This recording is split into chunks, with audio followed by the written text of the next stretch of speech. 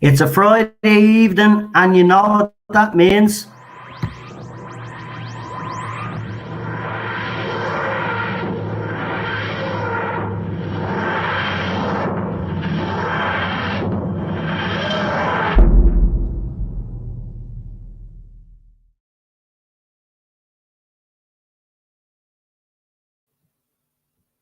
Hello, everybody, and welcome to the Tardis Zone Talks on this Friday evening. Before we do get into everything, I just want to say everybody knows that there's drama going on, but we're going to leave it out of the chat, and we're actually not going to talk about it. We're going to talk about whatever you guys want to talk about tonight, because as this is the Tardis Zone Talks, it is your show.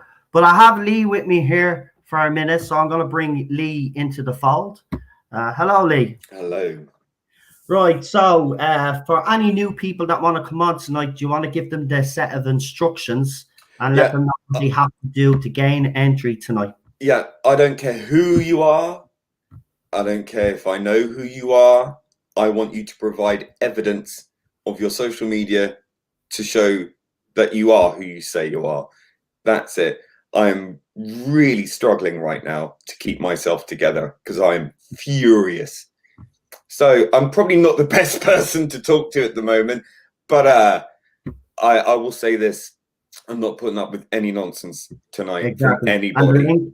And the link is in the chat. So anybody that wants to come on, please do come on. And remember, we're not going to talk about any drama that happened. We've lost you.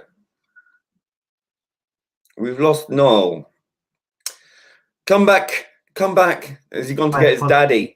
Oh, there we go. You're back. No, I'm in the wrong. No, everything that you share online, especially if it's public, is fair use. Maybe you should actually educate yourself before you start making stupid comments. Right, but as I said tonight, Noel's he's cutting out. You keep cutting out, Noel. You keep cutting out. Oh, do I?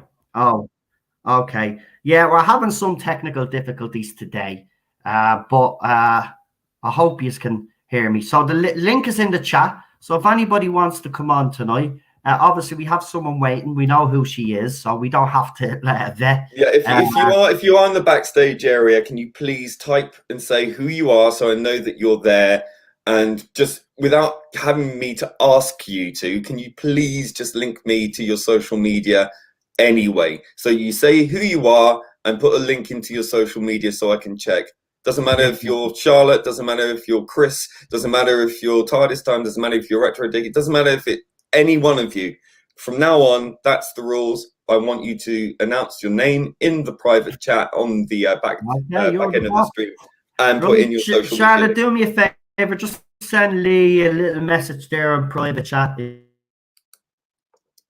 He's gone again.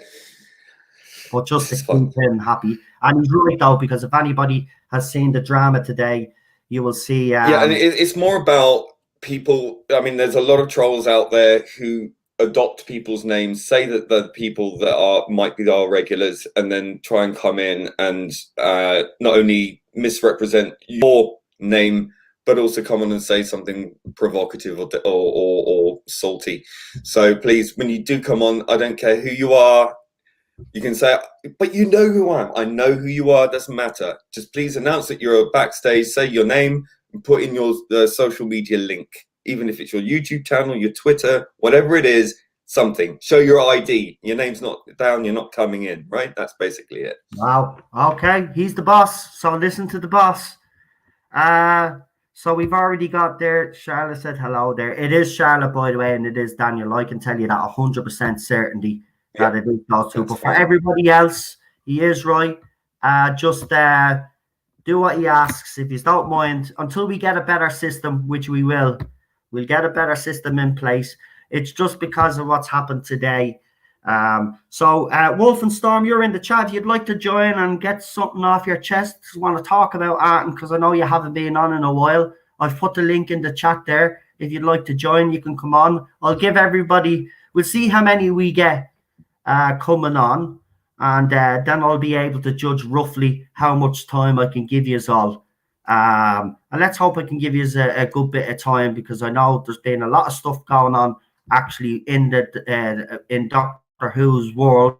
But if there's any other stuff out there, for example, we've heard that Wonder Woman 1984 now is going to drop on HBO Max, and then I think the other streaming services showed what movies they're going to be showcasing. So if anybody wants to talk about that, if anybody wants to talk about The Mandalorian, you're more than welcome, but not the latest episode. I still haven't watched it. I got it today, but I will watch tonight. But if anybody wants to talk about Mandalorian, of course, Doctor Who, or anything else, Big Finish, or you just want to talk about random odd stuff, I don't care, right? But I'm going to make this clear, and I know the guests that we normally have on know this anyway, but to the rest of you that are new, this is not, when you come on here, it's not ask Noel 20 questions, right?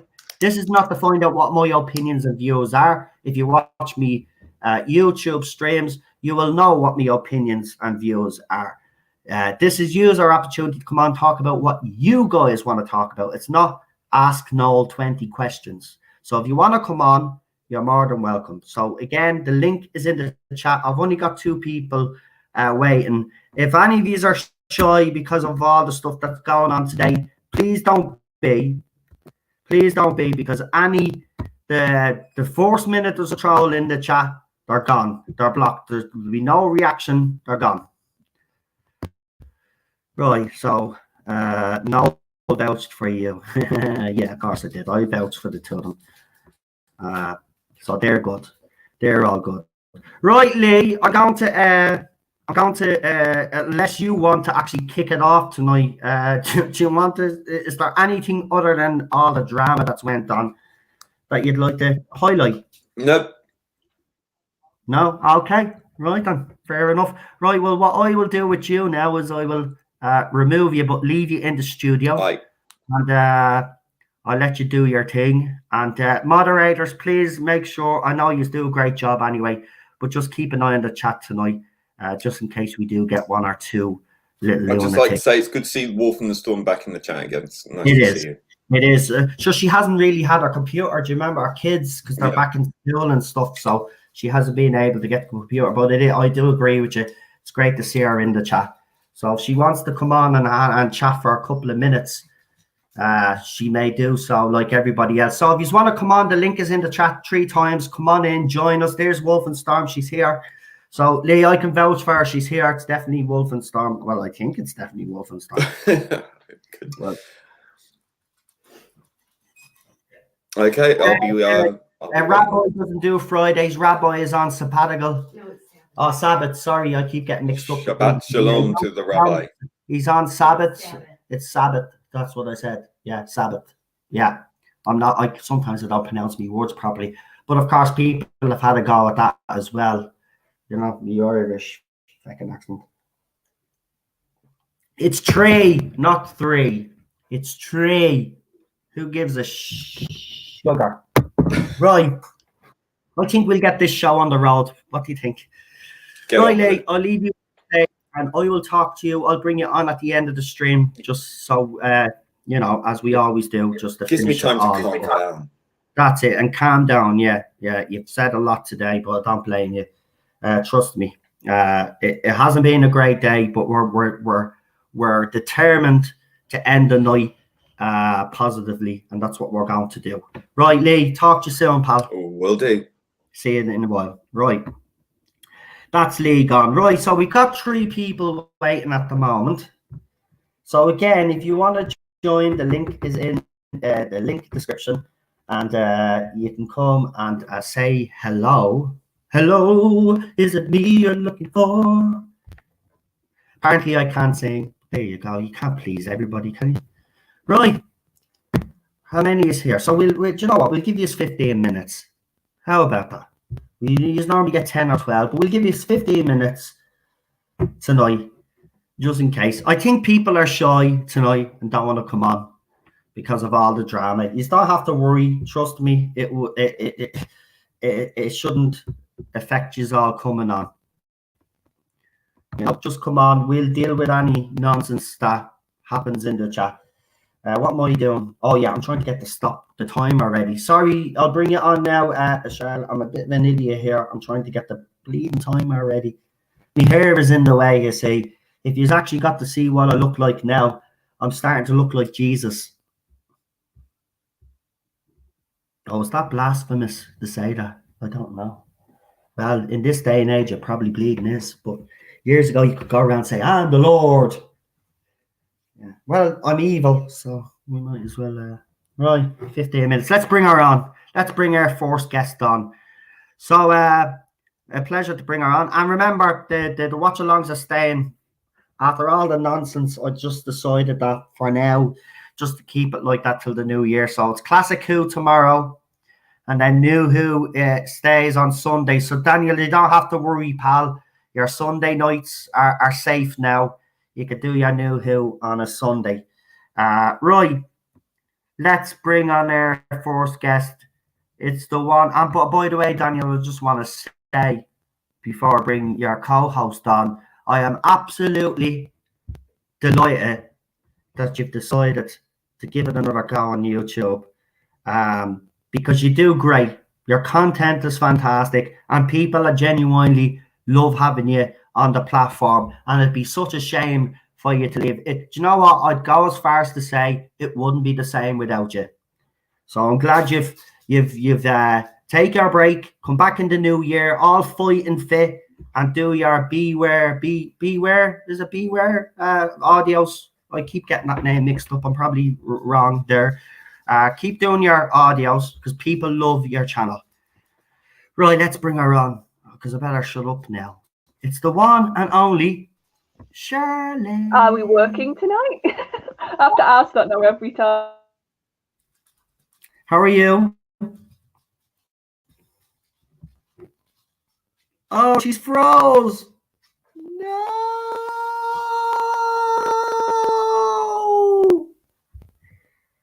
She froze. Back. Let's see if she comes back. There she is. My internet decided it didn't want to work for a second, so now I'm back. Yeah, exactly. Yeah, it's been. Yeah, I've noticed that actually. You're not the only one that's had problems with their internet. I was live streaming gaming the other day, and the whole thing just went dead. And I went out. I even said to her, "Is the internet gone?" And I didn't know she was in bed. She actually got up out of bed to have a look. She said, I bet she loved you after that. Oh, I tell you, the eyes I got. But I couldn't play. I thought it was weird. Sometimes up here it just seems to go and then it will come back in like a minute. It's a bit weird. Yeah. Right, Charlotte. Obviously we're gonna concentrate on the news that's out there. So is there anything in particular that you want to highlight this week? It's sort of a general theme and it encompasses a couple of the news stories. No problem. You walk away there. It's just this theme of audience, which I think is one of the things that's really dragging down the current era, and it's that it's trying to serve two masters. That in Series 11, you could tell Chibnall plainly wanted to find a new audience to cater to new people, which isn't in a premise a bad idea, because I was thinking back to Moffat as well. If you think about Series 5, that sort of did a similar thing, that we went from Russell's run, which was very grounded at times. It was sort of very relationship based. There was certain tenets of Russell's run, and when you got into that first series of Moffat, we had very much a fairy tale theme. That now and again Russell maybe would touch on that, but you could tell that wasn't his bread and butter, which is what happens with writers. And with Moffat, we got the whole meeting Amy as a child. You got the music as well, which I think added a lot to that fairy tale theme.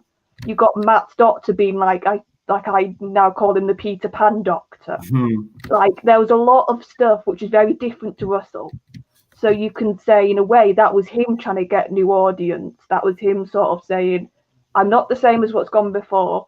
This is what I'm going to bring to the show, which is what a showrunner should do. So in premise, Chibnall making Series 11 not very sort of dependent on the past and sort of very much launching with his new doctor wasn't bad. but it was the way you did it. But this is what I think the issue is. Yeah. That he was very plainly catering to a new group, which the way certain comments are made and the way it was done very much made the long-term fans feel pushed out, and there was too many changes. I honestly think if he would have done Jodie with a single companion, that would have helped a lot, because that's what we're used to. That's like part of what we've seen before, and we like familiarity. Like, we like little things, and we can cope with change when we have other things to sort of cling on to. It's like in Matt's first episode, he cleverly did that whole thing with the hologram of all the past Doctors, and then Matt stepping through it, and that was a really nice sort of way to say it's nothing. It's still the show, you know. Those Doctors have happened. Matt's just the next one, and it was a lovely little quick way for him to do it. Yeah. So that was the problem with Chibs in Series 11 and Whittaker, because he was always going to cause issue with the long-term fans doing the female Doctor. That was always going to happen. So if he had any smarts about him, he would then use other things we know, like the similar companion setup, like having monsters we recognised in that first series. Yeah. But then the problem was, we get to Series 12, and he's now wanting the old fans back. Yeah. He's now catering to the fans he's pushed away with the Dune, with Cybermen, with the Master being like in the first episode. Like, if that wasn't for long-term fans, I don't know what was. Because, no, you're right. Can I ask you something though? The fact that he did go back, you know, Series 12, he did revert back to the old villains and tried to make it a bit more like what we had gotten for decades, basically. Do you think this was his way at admitting that he got it wrong, or do you think that his ego is just so big that he doesn't care and he just will do whatever he wants to do? But I will say this, I do think that some of the things that he put in there was a response to fan criticism. Oh yeah, definitely. But do you think it's him conceding that he was wrong, he got it wrong, or do you think he still got it right, but he's just doing it because he did see a ratings drop? What do you think it is? Why do you think he went down the route he went? Well, you have explained, actually. But do you think Series 14, do you think he's going to do the same? Yeah, this is what, if you look at the trajectory he's going, Series 11 was like the cold thing, nothing like before, all the stuff you know is gone, you have to deal with it. And then Series 12, but this is the problem, he's still trying to do his changes in the same breath as catering to old fans. So like Series 12, we had the Master, we had the Doom, we had Cybermen. But what else happened? The massive retcon. So it's like he's trying to gauge people back in with that stuff, because there's nothing wrong with fans jumping in with a Doctor. We've had that before. That's why I brought up the Matt example. There were people that would have jumped in with Matt. Yeah. So this isn't a new thing. But the problem is with Chips, he sort of overly caters for them, but then does stuff that's going to purposely annoy and anger the old-term fans. So like now in Series 13, well, we can talk about the special with the trailer. We all joked Jack was in that trailer about 80% of the time. Yeah. Like he's over egging Jack in this special coming up. And I'm sorry, that's for us, because people who jumped on with Whittaker, they won't have a clue who Jack is. They won't have that connection to Jack. It's us that has that connection to Jack. It's the Russell T Davies, people like me, who jumped on in 2005. It's for that fan group. Yeah. But then in the same trailer, he has Yaz have a swipe at him. And it's like, you can't bring Jack back, promote him to Kingdom Come and High Heaven, and then in your only trailer, it's not a trailer, it was a teaser, let's be honest. In your teaser, for 1 minute, you had to slip in that moment of Yaz going, oh, do you need a bit of whatever she said, he needs compliments or whatever it was now. I can't quite remember the phrasing of it, but it was a blatant swipe. Yeah. And that's the problem, like in Series 13, he's got Sultarans. We all joked that probably the 10th Doctor will pop up in an episode because he's that desperate. But then it's like, But if he does that, I was chatting with Daniel today.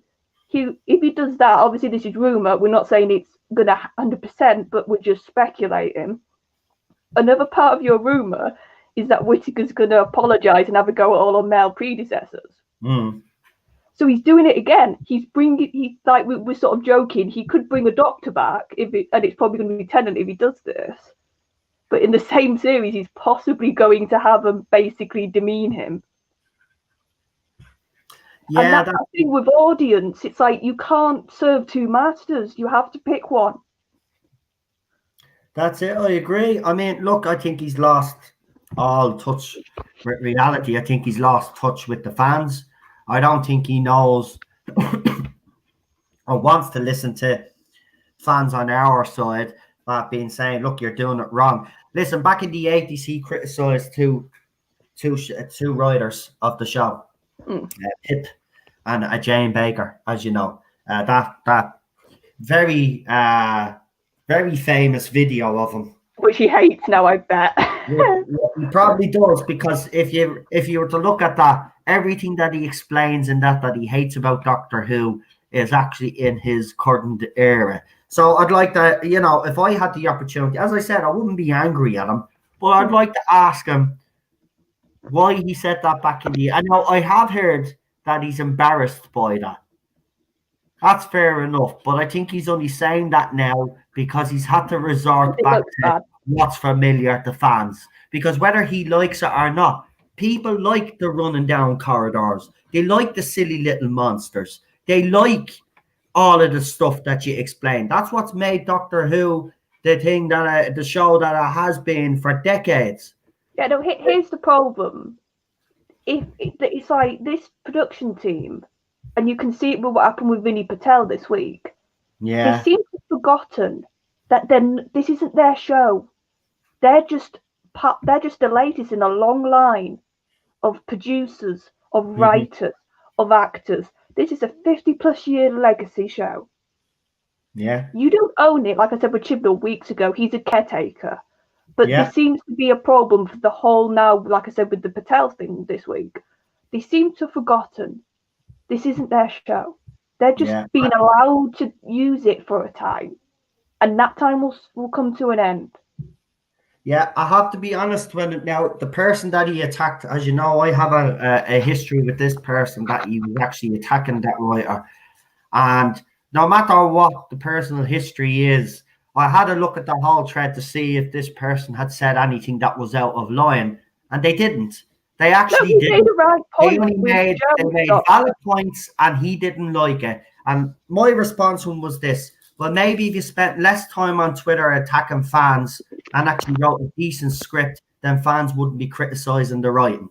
Basically, your job is to write, right? It's not to be going on to social media and attacking fans. And as Charlotte said, and she's right, Chris Chibnall and all his writers are caretakers. That's all yous are. They'll move on to the next people, and they will look after the show for the next few years. But the problem is, and this is what I think is the most stupid thing of this whole attitude of, oh, we can tell you to get the F out, we can do all this. It's that you tell enough fans that with enough venom, that means they might not come back for the next showrunner. They might not come back for the next Doctor because they've been hurt so badly. But I think that's what they genuinely want now. I'm starting to believe that. Listen, even where BBC have put the festive special on now, it's on at 6:45, isn't it? Yeah, 6:45. Yeah, New Year's. So they've put it in the evening time slot. It's going up against Emmerdale and EastEnders. The first 15 minutes will be fine, but then Emmerdale starts at 7, and then EastEnders starts. Not EastEnders. Emmerdale starts at 7. Coronation Street starts at 7:30. And then, if I'm correct in saying, they do a double episode of Coronation Street on the New Year and Christmas. So there'll be another episode. So all the way through when Doctor Who is going to be on, they're only going to be up against two of the biggest soaps on TV. Yeah. And if you look at the Christmas Day schedule, it's full of repeats.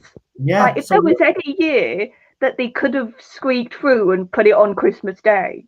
Well, in fairness, I'm told that Chris Chibnall and the BBC actually don't have a say. See, when he gave up, this is why Stephen Moffat said it to him.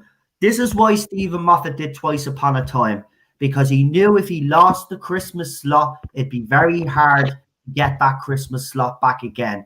Yeah. Right? That's why he came back to do Twice Upon a Time, so that he could hold on to the Christmas spot, only for Chibnall to come then, produce his series, and then put the Force Festive special on New Year's Day.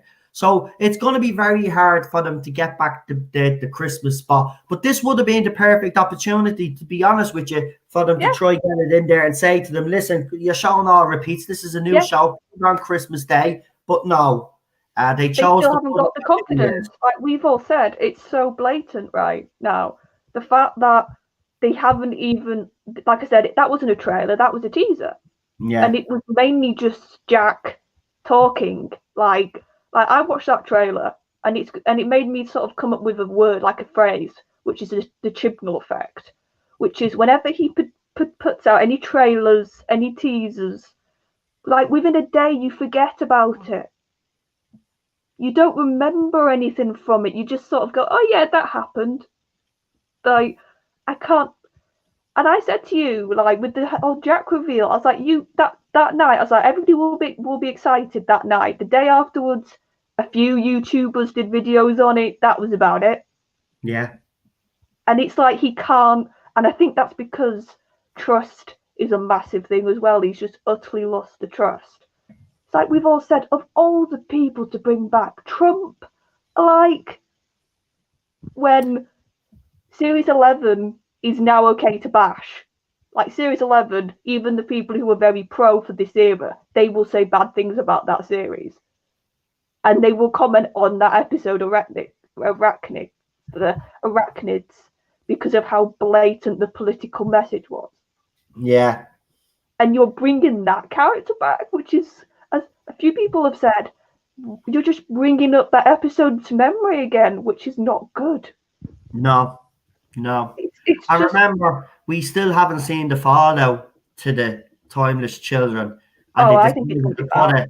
And then they decided to put it on New Year's when it's going to be up against stiff competition. I'm starting to really believe that BBC are trying to kill this. I don't know if they're trying to kill it, because they obviously think it will have value as a political platform for them.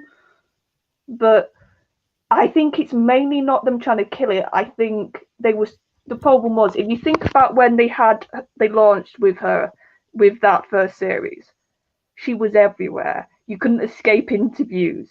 Like they were promoting it so heavily. And I think now it's egg on their face moment, because they honestly thought that they were going to have another Tennant age. Yeah. Like they honestly thought they were going to have another glory age with her and Chibnall.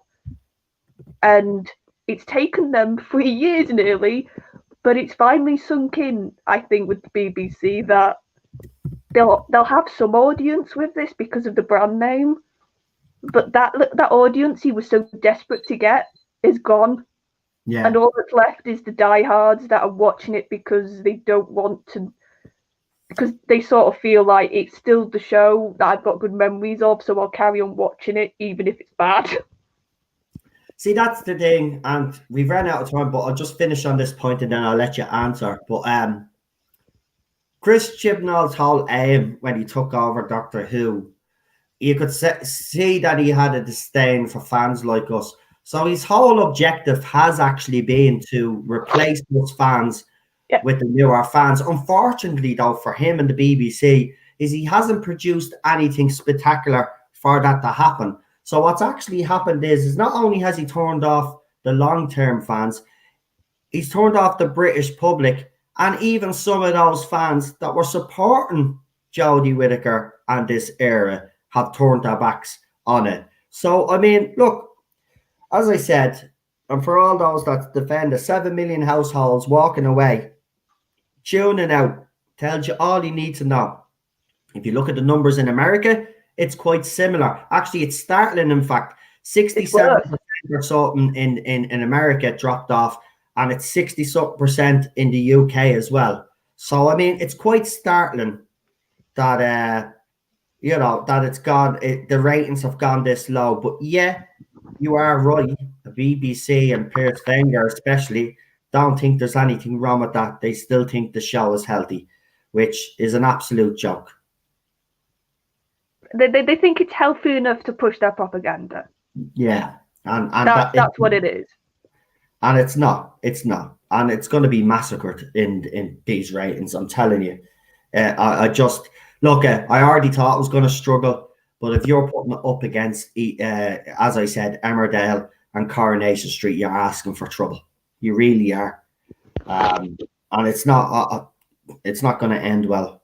But listen, we have run out of time, so I'll tell you what you could do. The usual shout outs, and you know, if you want to. Yeah, I don't think you're on Twitter, so that's good. Stay off Twitter. Anybody that's not on Twitter, good. Stay off it. But plug whoever you want to plug, and plug if you're appearing on anybody else's channel. I know you're here with me again tomorrow for the Classic Who, but if there's anything else you want to plug, go ahead. Well, in January, me and my co-host will be doing Beware streams, and people seem to be enjoying them, so that's something I'm looking forward to. And I don't have anything planned precisely. I might pop up in the streams if people ask me. It's usually the way I do things. So see me when you see me, unless it's Saturdays on here or on Daniel's channel. Fantastic. Thank you for coming on, Charlotte, and being the first caller. I really appreciate it. And I will see you tomorrow. Listen, have a good weekend as well, right? Yeah, and you have some time just to get your head away from all this rubbish. That's all. Oh, we will. Yeah. Trust me. It's just, you know, it's just madness now. I don't want to get into it, but you've seen. Oh no, that's all I'm saying on it. Just it's just pure madness. At this stage, it's just gone to the realms of insanity. It just doesn't make sense to me anymore. But there you go. That's social media for you now. Unfortunately, Charlotte. Right, Charlotte, I'll see you tomorrow, and thanks for coming on. Great call as usual. See everybody tomorrow. See you tomorrow. Right. So that's Charlotte done. We've got Scottish Davros waiting. We've got the Wolf and the Storm waiting. If anybody else wants to come in, nobody has actually appeared yet, Lee. I'll let you know. Don't worry. But if anybody wants to come on, I'm going to put the link in the chat again. Because if not, you know, only Daniel and Wolf and Storm are there. And that'll be it for tonight. So it'll be less than an hour. So if you want to come on, come on. I know most of you are a bit because of what happened today. And you are all a bit in shock because of what you have seen has happened to me. And you know, I know it's like, you know, we're all a community here. So if I'm hurting, I know some people out there are hurting as well. But don't let that affect you coming on. As I said, we're gonna have a good time, right? That's what we're here for. We're here for a good time, not a long time, but we're here for a good time, and we're going to continue to do what we do. Okay. Right, let's bring him on. So as I said, the link is in the chat. If you want to come on, go for it. Right, let's get the timer ready and we'll bring on our next guest. Right, we've got the timer ready. He's come a long way. From a different planet. Yeah. You might get confused who it is. You probably think it's the rabbi from another planet, but it's not. This fella has come all the way from Scarrow, and you know he's set his roots in Scotland. So this Davros actually has a Scottish accent. Yes, it's the one and only, the man with a plan, the international legend that is. And as I said, it's absolutely fantastic that he's just decided to come back in January and do his stuff, because we have to say YouTube wouldn't be the same without him. It's the one and only Scottish Davros. Hello, how are you? How today, I'm still a bit ropey, but I'll be okay. You know me, you know what I'm like. We'll be okay. We're not going to let these people beat us anyway. Let's just put it that way. They're not going to beat us down. They're not going to affect what we do here. So we're going to continue to do what we do, and that's doing shows like this. So I want to welcome you and thank you for your kind words as usual, and your support. You've been supporting me from day one, and I really appreciate that. I just want to get that out of the way. So I do really appreciate it, and thank you very much for your kind words. You're always there for me, and I really do appreciate that. So thank you very much, you little legend, and you are a little legend. Never let anybody tell you any different. And I keep saying this to you, but I'm proud of you. Proud of you. You're my little brother. I'd be absolutely. I'm buzzing that you're coming back. So, and I will try make a bit more of an effort to come onto your live streams and actually chat in the chat when you come back in January, because I know I've kind of neglected a little bit. I've watched your videos, but I watched them after the fact. But I'll try be there for a couple of your live streams and show you a bit of support. But keep doing what you're doing, because everybody loves what you do. Right. In terms, go on. In terms of that abomination of a trailer that just came out for this day, and so I kind of figured that I would break down some of the reasons why I'm not particularly impressed by the trailer, and I refuse to actually, I refuse to subject myself to this shit that's on New Year's Day. In terms of, let's get the elephant out the room for us tonight. I mean, in terms of the whole Trump character of BBC actually stupid, you got to appeal to everybody within the fandom and bring him back, so he's going to further annoy some sections of the fandom. He's second away the new Dalek design, and the new Dalek design is absolutely ridiculous.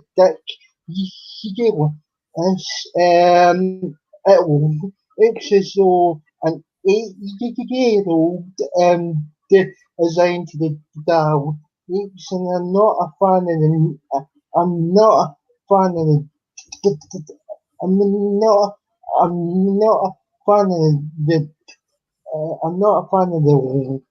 I son the down exceed, and I think that it's absolutely stupid, and it would give people,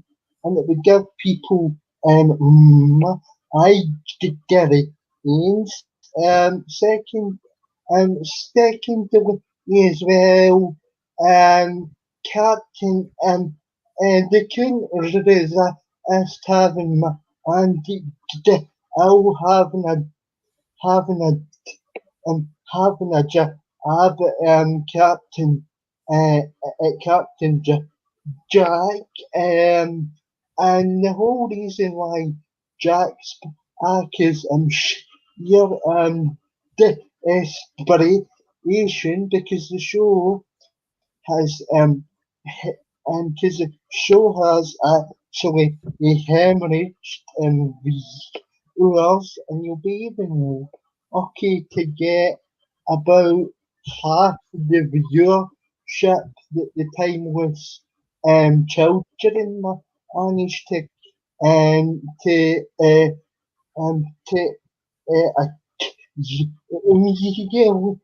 so yeah, I mean, and I mean, so in terms of the show in general, I think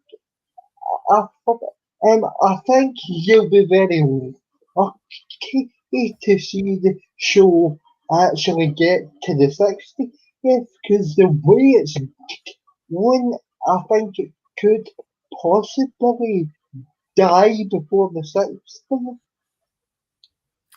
Yeah, as I said, and I brought this up, and I was accused of saying that the 60th wasn't happening. What I actually said is that if Chris Chibnall does any of the rumors that I've actually spoke about, then I don't think it will make it to the 60th. You'll kill the show because there won't be any fans that actually watch it. But listen, I mean, look, this series already hasn't even aired yet, and already, people are like, Captain Jack, Sontarans. I mean, what happened to when you took over the show, Series 11, when you were doing all the interviews, when you said you were going to do something completely different, that your doctor was going to be different to anything that we'd seen before? Well, you did that for Series 11, we'll give you that. But Series 12 and Series 13, it looks like Series 12, you definitely did the old and familiar. You just did Hurley. And now he's going to do it again or double down, it looks like, for Series 13. Listen, do you think, I've speculated this, and again, I'll say speculation, do you think there'll be more appearances from older companions? Chris Chibnall has mentioned in that Radio Times interview that he did that he's a fan of Amy and Rory. Do you think he might bring them back? Yeah, I kind of do think they'll bring them back as well, but also as well, I'll think of a companion that you've not actually thought of here, but I think they might bring back other song as well for obvious for obvious reasons to kind of help to push this diversity strategy because they've just because the BBC are just after putting out the amended version, so they could bring back another song to continue the sort of the relationship with the of the of the orc. So yeah, there is a so there is a possibility that Amy and Rory could come back because Chibnall has already Chibnall has stated his desire to bring back more of the older and new companions, but yeah, whatever song could possibly fall into that as well. I think that he would jump at the chance to put whatever song back into the show. Just someone's popped into the studio there. If you can make yourself known to Lee, please make yourself known. And as we said, you'll have to verify if you're a genuine account. So you must talk to Lee. If you don't talk to Lee, we'll have to remove you. So it's Lex the Penguin, but your name's real long, so I can't see the last part of your name. But you will have to let Lee and talk to Lee before you come on. Daniel, I mean, look, it's even though he's went back to the familiar, we've lost 7 million households. Series 13, obviously, we got the special coming at New Year's Day.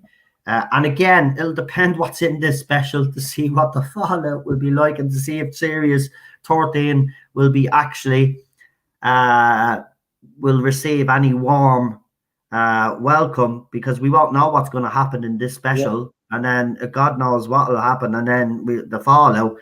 I mean, what your predictions? I'll ask you actually what your predictions are going to be for the festive special. What do you reckon?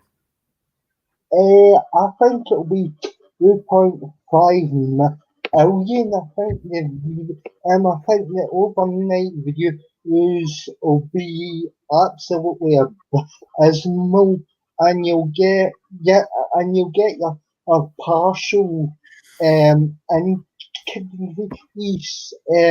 for the consolidated. It'll only be a slight only be a soul. And Chris, I can't imagine it would be. I can't imagine it will be a great deal larger. But yeah, 2.5 million for the overnight figure. That is my estimation because you've annoyed over 7 million households, and you've even annoyed a lot more people as time has progressed from the time with children which Eden answered the bell. Even more and more people have came back to analyze this in the show's absence, and a lot of fans now are starting to get annoyed with it. Yeah, I've seen even I mean, look how long we waited for the trailer, and I mean the reaction to the trailer. I mean, there obviously you got the ones that will say that this is brilliant, but if you look right, and I actually proved it because I got a screenshot. I put it up on Twitter, but the night the trailer dropped, only 8,000 tweets, 8,300 and something tweets were tweeted about the trailer, right? Now, normally when they get something trending on Doctor Who, it's around 20,000, 30,000 tweets. There was 8,000 for this special. The interest is gone even from the other side. They just won't admit it to themselves. Lee is checking someone out, by the way, in the chat. They have given their details, so hopefully Lee can verify that. We got 5 minutes left, Daniel, anyway. Is there anything else you'd like to add? In terms of the guys should get 50 years of a history. Don't subject yourself to the don't subject yourself to this special if it's going to insult your intelligence. Don't put yourself through the special, because it's just going to drag you down. And to be honest with you, I know that you're planning on doing it privately on the thing you set up, but let's be honest, I don't have any desire to watch it, even if it's private. Oh, because honestly, this show hasn't been treated with any of any respect for a long time. So I should be as fans offer the special. Just some of the guests are asking how long I'm on for. I'm on for as long as we get to the last person. We've also got a Watkin in the chat. Now I have seen him in the studio. I have seen them in the chat, but if you could do me a favor, mate, and make yourself aware to Lee, who's in the private chat, and also if there's a way that you can link him to your social media, so he can see that you're genuine, because of incidents over the last few weeks and particularly today. I don't mind bringing anybody on, but we're just doing a little bit of a vetting. I'm just asking mainly due to the fact I'm waiting on a takeaway. No problem, man. No problem. We'll get you on. We've got the Wolf and the Storm coming on next. So she'll be on for 15 minutes, and then it's yourself. So don't worry about it. Even if you're eating, it's grand. It's grand. It's grand. Daniel, we've got, listen, because I know you like to do a few shout outs. We've got a minute and a half. So would you like to give your shout outs? And I know you're not doing that until January, but if you're going to be appearing on anybody else's stream, and by the way, Daniel is available. Hint, hint. If anybody has a YouTube channel would like to bring Daniel on, he's available till January until he goes back full time on his own channel. So he's a good guest to have on. And as you can see, so go on, do your plugs there, Daniel. Yeah, in terms of my I thought you can drop me a follow. You can drop me a follow Celtic Daniel and to that discuss us a number of topics and have like passionate rants about about my football team, etc. But I've also got Have you I've seen that comment that I threw up on the screen? Look, it's about you. Are you pimping him out? Yes, I am pimping him out. Have you got a problem with that? You're brilliant. I've also got my two Facebook groups, the Daniels, but I finish up with either talking skill with several about big finish audios and Daniel's YouTube hub for YouTubers to promote their content and for you guys in the chat to keep up to date with everybody's content and what's happening in and around YouTube, and I'll be on the Tardis zone and Sunday at 7 p.m. as we review as we actually review and do a commentary of the family of Bill onto it, which is another fantastic episode. Since you're pimping, you may as well pimp Daniel's ride too. I don't get that. I don't get that, Chris. I don't, because that word has two meanings in Ireland. So I'm trying to figure out which one which meaning of it you mean. Right, what? Oh, like pimp. Oh yeah, it's like Pimp My Ride. Jesus, the show Pimp My Ride. I used to see. I'm getting old. Yeah. Listen, Daniel.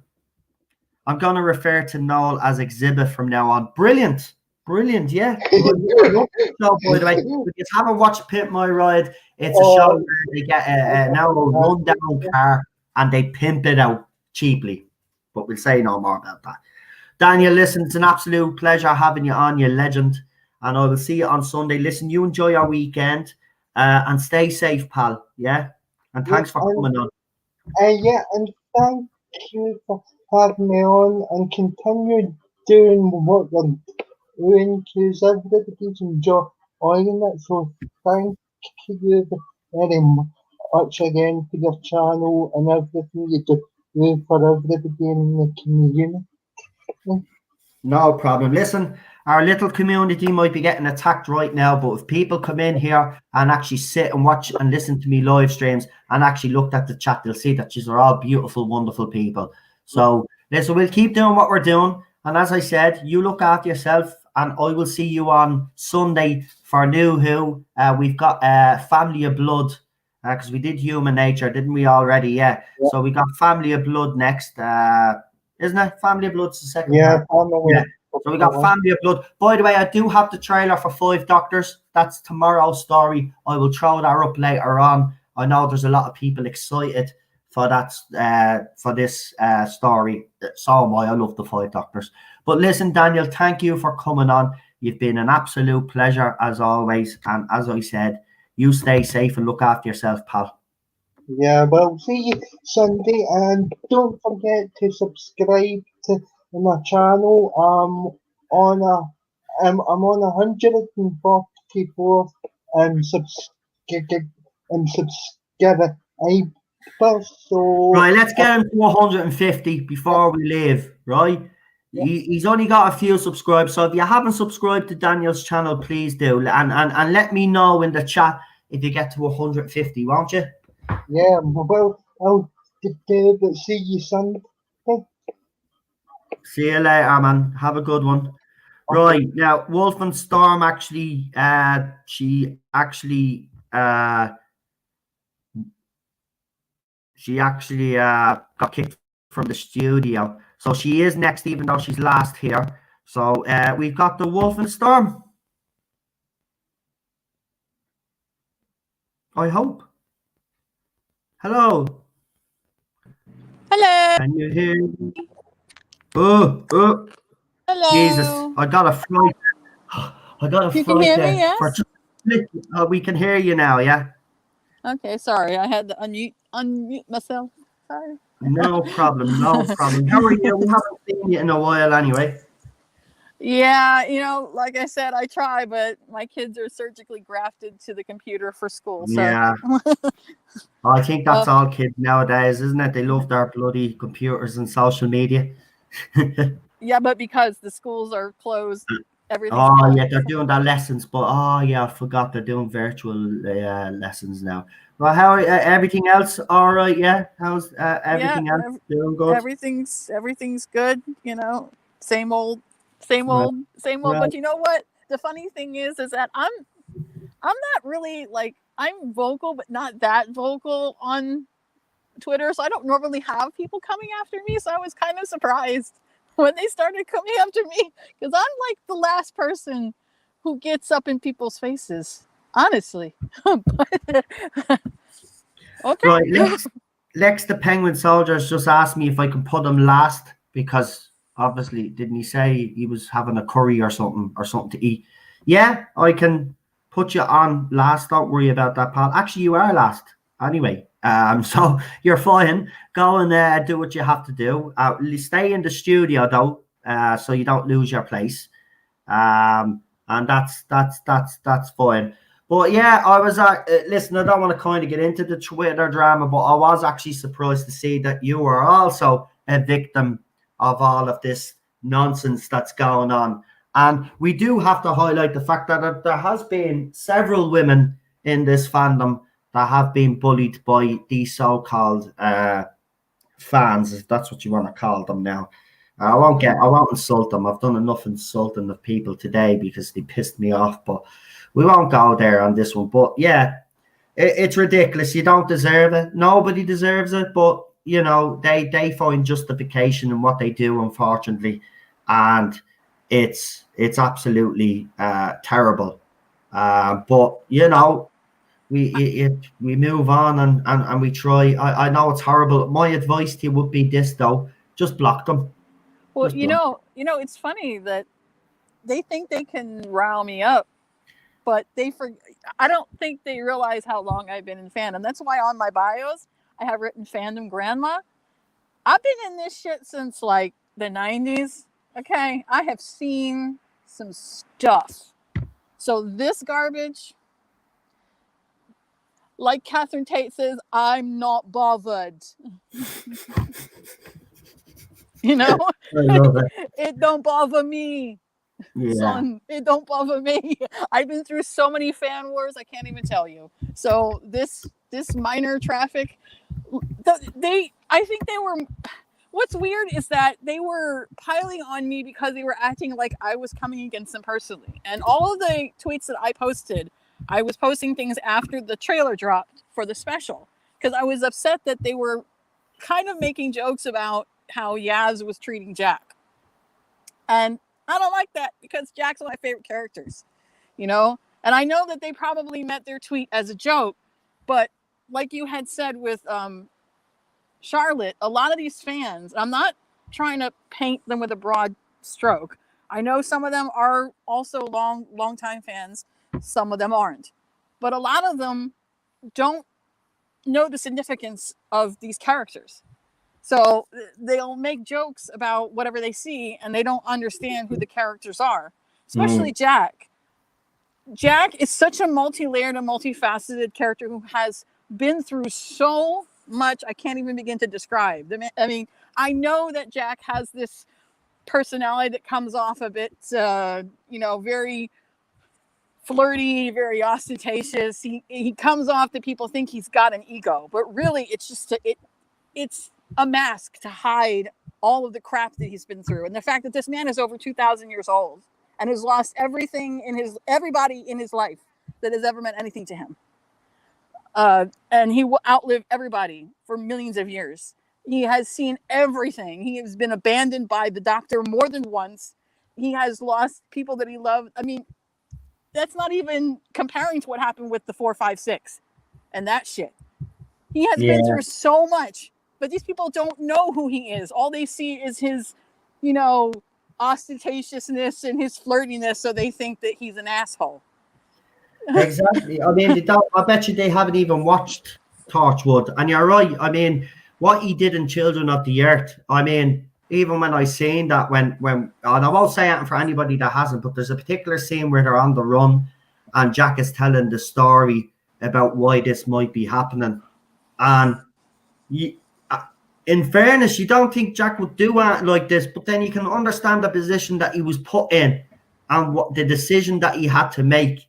And it includes his sister's. Oh no, have I got this right? Yeah, his sister's son. It was his daughter. His daughter. Sorry, it was his daughter. Sorry, because you find out more about Jack's history, by the way, and it is very startling what he does. But you get to see more about Jack. Even in season 2, you learn about Jack's brother and what happened those two and how they became separated and stuff. So they don't know. They've only seen bits of him in Doctor Who. And you're right. Even that comment by Yaz or something about him being insecure or something. Seriously. Again, this is another male, right? Now you wouldn't actually class Jack as what they would as a toxic male. He is badass, but he does what has to be done basically. But already you can see that Chibnall's going to take the piss out of him. I mean, I know that everyone's saying you don't have the context. The special hasn't come out yet. You don't know what the whole context of this whole scene is. I get that, which is why I'm trying my best to reserve judgment about the entirety of this scene and any other scene. But my issue is that she's talking shit to his face. Yeah. And she doesn't even know him. Yeah. I guarantee you, if this was other companions that he knew, even the doctor herself wouldn't say these things because she might not have seen him in a long time, but she knows him.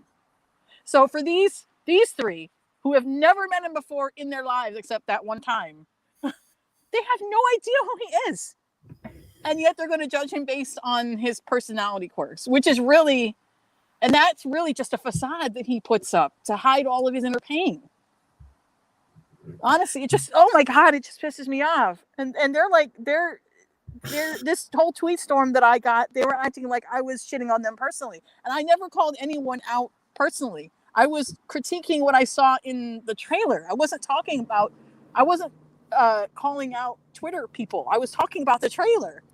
And then they piled on me. I'm like, look, don't I have a right to critique, to offer an opinion, even if it's a dissenting one? Do I not?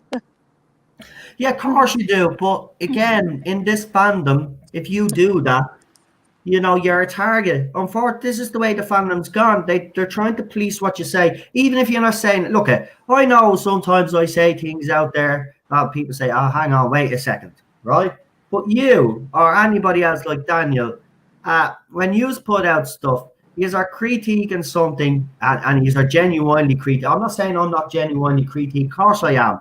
But I'm in too deep now. I mean, this has been going on for 3 years with me, so I'm well used to it. But I mean, you can't say anything. I mean, you've got accounts out there that are policing the fandom. You've got them taking screenshots of people's accounts, and then they're inciting others to bully and harass those people for making those opinions. You're not allowed. This is the thing, though. You're not allowed a different opinion. because they see them as dangerous, or they expose their everything that they're, look, they don't have proper arguments. None of their arguments, as soon as they start opening their mouth, it's like their argument falls apart within the first couple of sentences, because they come out with so much rubbish. I mean, you gave a genuine criticism, right? But you're not allowed to give a genuine criticism anymore.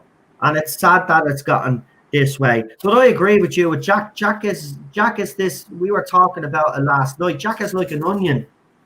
There's so many different layers to him, and we've only peeled back some of the layers. There's a lot more to explore about Jack. And this is why I have a problem with Jack being in this era, because Chris Chibnall's not going to do him justice. Now, people say, but he wrote Torchwood. Yes. Who was the executive producers, though? Yeah, Russell T. and Julie, right? Exactly. They were holding his hand. They were making sure that he didn't do any of this. Well, I mean, if you look at Cyberwoman, I mean, that's all you need to know about Chris Chibnall. If Chris Chibnall is allowed do whatever he wants, you get. He was also backed up by very strong writers other than himself, and a stellar supporting cast. Yeah. Eve Miles, Byrne, all of them, great cast. So that when they left, you felt it.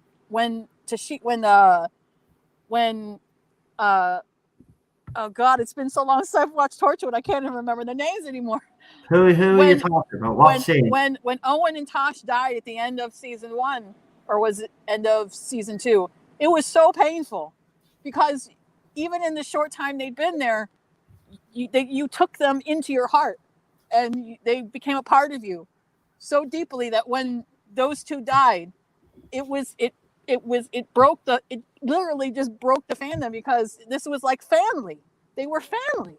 Yeah. So, and then even worse, during Children of Earth, when Yanto died, we were destroyed, because not just for losing him, but for Jack, because this was somebody that he loved. So him and Gwen were the only ones left, and it was so just, that's because he had good writers to back him up and a great cast that made you love these characters. Yeah, I've never really forgiven Ortia, whoever's decision it was to kill off the Torchwood team, get rid of the Yanto, get rid of Owen, Tosh, whoever made that decision. I hate them for it, because the team was perfect. Now, also, we get Martha Jones. For anybody that hasn't watched Torchwood, obviously Martha Jones was in Doctor Who. She even makes an appearance in Torchwood when obviously Owen has died, and they bring him back with the glove. And it's but Owen's death for me, right? I know Yanto's is heartbreaking, but for me, Owen's death is the most heartbreaking, because he's talking to Tosh, and then she, what ends up happening to her then, which we won't say for people that haven't. But you go through an emotional ringer with that. But there's so much that these newer fans don't know about Captain Jack, and even the way it's written. And you think Chris Chibnall, because he has, wrote stories for this character, you actually think he'd know how to write this character. But so far, from what I've seen, with the little cameo that he had in Series 12, and now he's going to be in this festive special. And as I said, don't be surprised if he's in Series 13. I don't know if that has been confirmed that he's going to be in Series 13, but I'm pretty much sure he's going to be in it, because they know he brings in the ratings, right? He does, whether we like to say it or not, he will bring in the ratings. Now, will it be enough for them to say that was a success? I don't know. But there's so much that these fans don't know about Captain Jack. But when I seen that trailer, I agree with you. When Yaz made those comments, and unfortunately I didn't hear it, because Cheryl actually had to say it to me, and I went back and I listened, and I couldn't believe what I was hearing. Like, who was that upstart Yaz telling Jack, when he's been around for tells, are you insecure? Why would he be? He's not. Of course, he's not insecure. He's the least insecure person that we know on the bloody show. Jesus Christ! What are you trying to say, that all he's flirting or something is in some sort of insecurity now? Is this what it's going to be? And Yaz has to be the one that's going to tell him off because, well, she's stunning and brave. She does nothing else but give out to people. How many men has she actually given out to since the show started, along with Jodie Whittaker? Have you noticed that the girls in that show just keep hammering blokes? Keep saying these weird, stupid little comments like, what? I just don't get it anymore. That's another argument that streamed off of the Jack thing on Twitter. They were saying that it all started in Capaldi's era, and I don't argue that because I did see that. Yes, a lot of it did start towards the end of Moffat's time frame, and it kind of flowed right into this era, but it's only gotten worse. But what they're saying is that no, they don't do that. They've never said anything bad about men or anybody. I'm like, yes, they do. She has consistently said that she's an upgrade from being male. She has shit on a lot of the male characters in many of the episodes. She crapped on a single father after what happened with his daughter, the one, when he left his daughter and went into that alternate world to be with his dead wife. And I get that he made mistakes.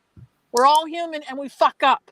Trust me, if the Doctor has no place to judge people on making mistakes because he hasn't made more mistakes than anybody in the universe. So for her to shit on him for doing something stupid in a moment of intense grief, and I get that it was wrong to leave his child. I get that. I do not argue that at all. Hang on, she was a 16-year-old though, or a 15-year-old. I hate the way they keep calling this little girl a child. She wasn't a child. She was 14 or 15, old enough to look after herself.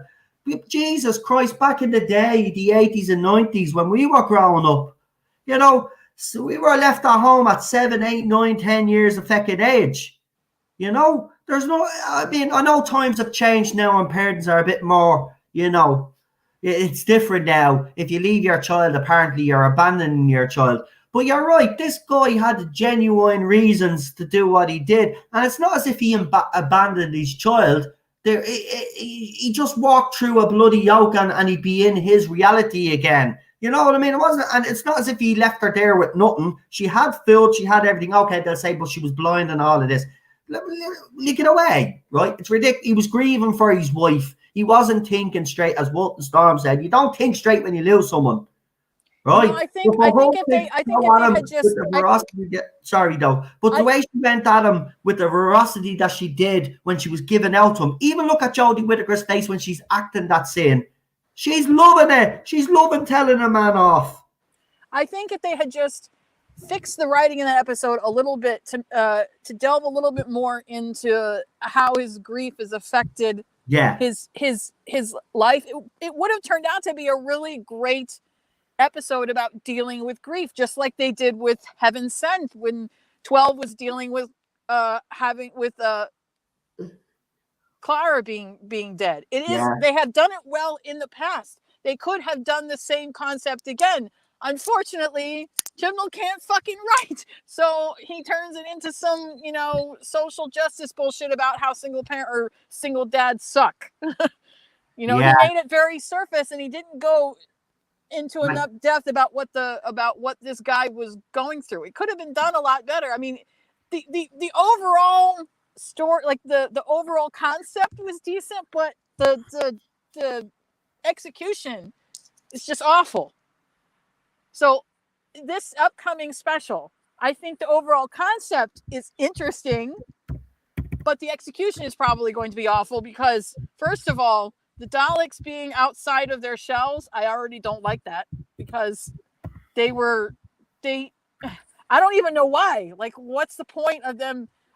It looked like he's stealing from the face huggers from Aliens or something. Are you trying to write Doctor Who Aliens? Thing again. I know. I seen that in the trailer. He's doing the whole thing again with the bleeding Daleks, mutants, bleeding, jumping off walls now and jumping onto people's backs. It's going to be like another resolution. These Daleks are going to basically control people. I tell you, I'll watch it with fascination to see what happens, but I'm not holding me hopes up that this is going to be an improvement on that and that we've seen so far. But Wolf and Storm, we have ran out of time. But before you do go, I want you to plug your channel, plug your social medias as well. And if you don't follow her on Twitter, please do, and show her some support on Twitter, because she has been getting it in the neck.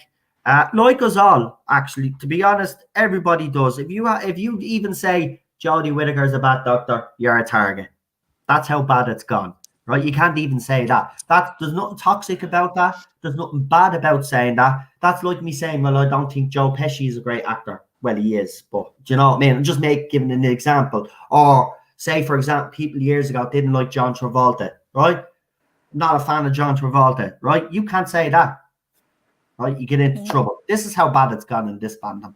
You just can't open your mouth. And Chris has put your channel in, but if you want to plug your social medias and all of that other stuff, go ahead.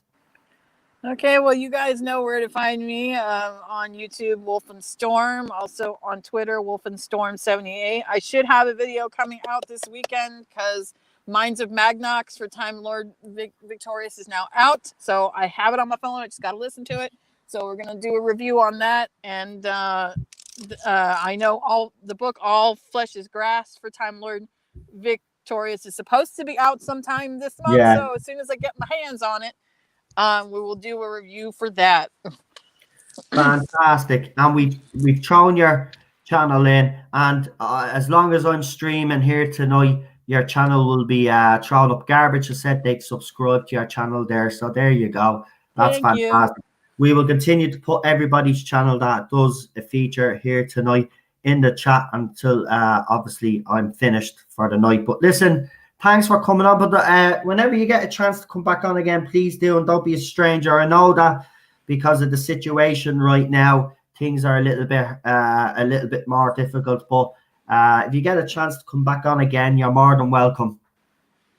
Well, when the kids get out of school for Christmas vacation, I should have a little more time. Problem. Well, listen, we'll bring you on one of the watch-alongs then anyway if you're around at the time, and I'll let you know, and we'll send you an our link. All right? But listen, you have a great weekend. Keep the family safe. You stay safe, and we'll talk to you soon. You too. Bye. Bye. And that was the Wolf and the Storm. Right, let me see for a minute. I just have to just quickly. Yep, checks out. Fantastic. Right. Look, we're just being extra cautious. We do know some of yous, but we just have to be extra cautious tonight because of all the nonsense that's been going on today, which I don't want to kind of bring up in this stream, but it hasn't been a good day, let's just say.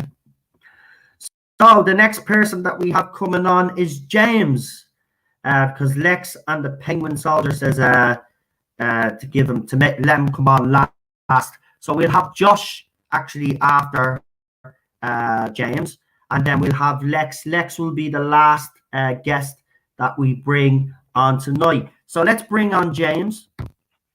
Hello. Are you there? Hello, can you hear me? Oh, you can hear me. Oh, pleased to meet you.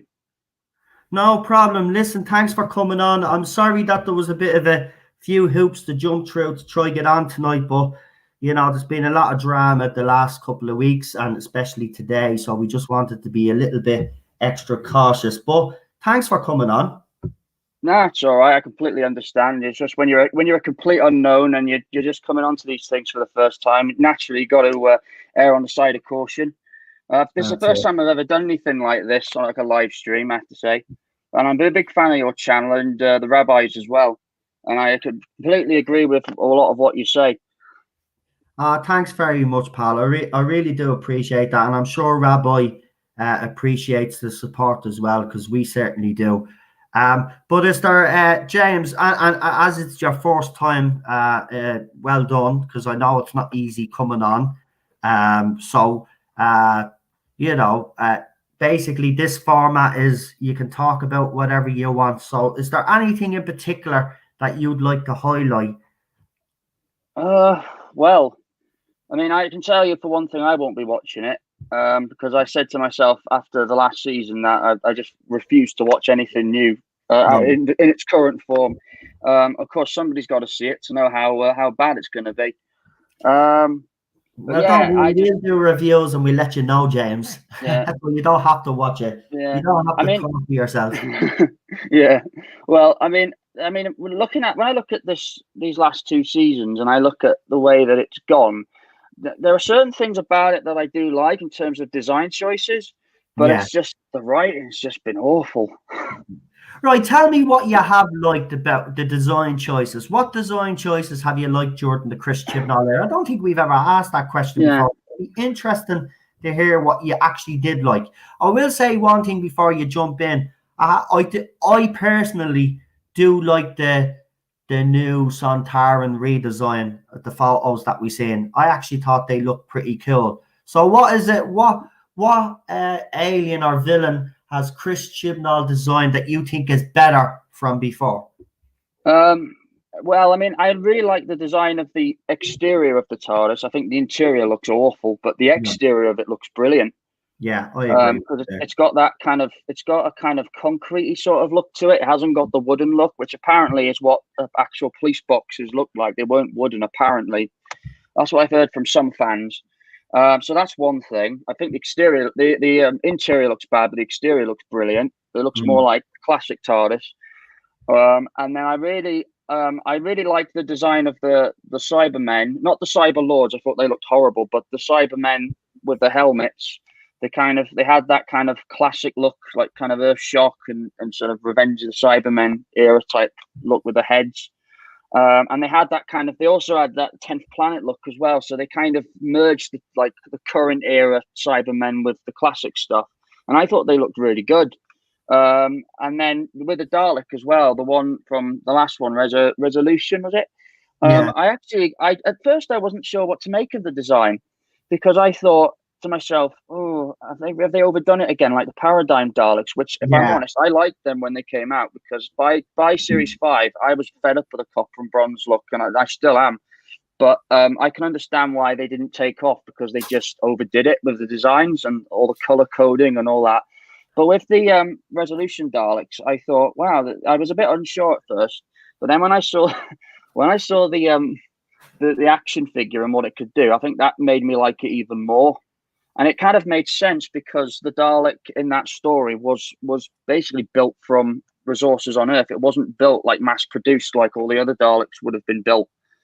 And then as for this new design, which they've shown, I know I've seen a lot of fans say they hate it, but in all honesty, a bit like what you said of the Sontarans, I actually kind of like it.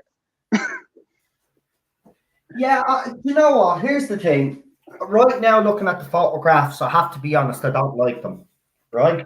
But that could change when I watch them on the TV, right? Now, I will say one thing. I don't like the design of the new Daleks at all, right? I'll be straight with you. But here's the thing. I will say in Resolution, right, for me, I think over the years the Daleks have been misused, especially under Moffat's era. I think he did misuse them quite a lot. Oh, yeah. One thing I liked about the Chris Chibnall Dalek was the dialogue. I thought he made the Daleks sinister again.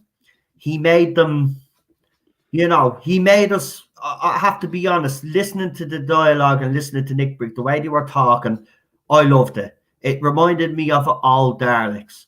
The dialogue wasn't that great, but Nick Briggs can pull off a great Dalek, as you know.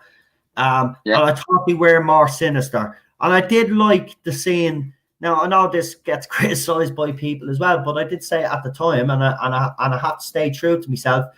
I did like the scene where the Dalek is faced up against the army and takes them all out. I thought that was a brilliant scene. I love the way they did the camera angle where you saw the Dalek's head move around, the guns move around. I actually did like that part, but I don't like the design. I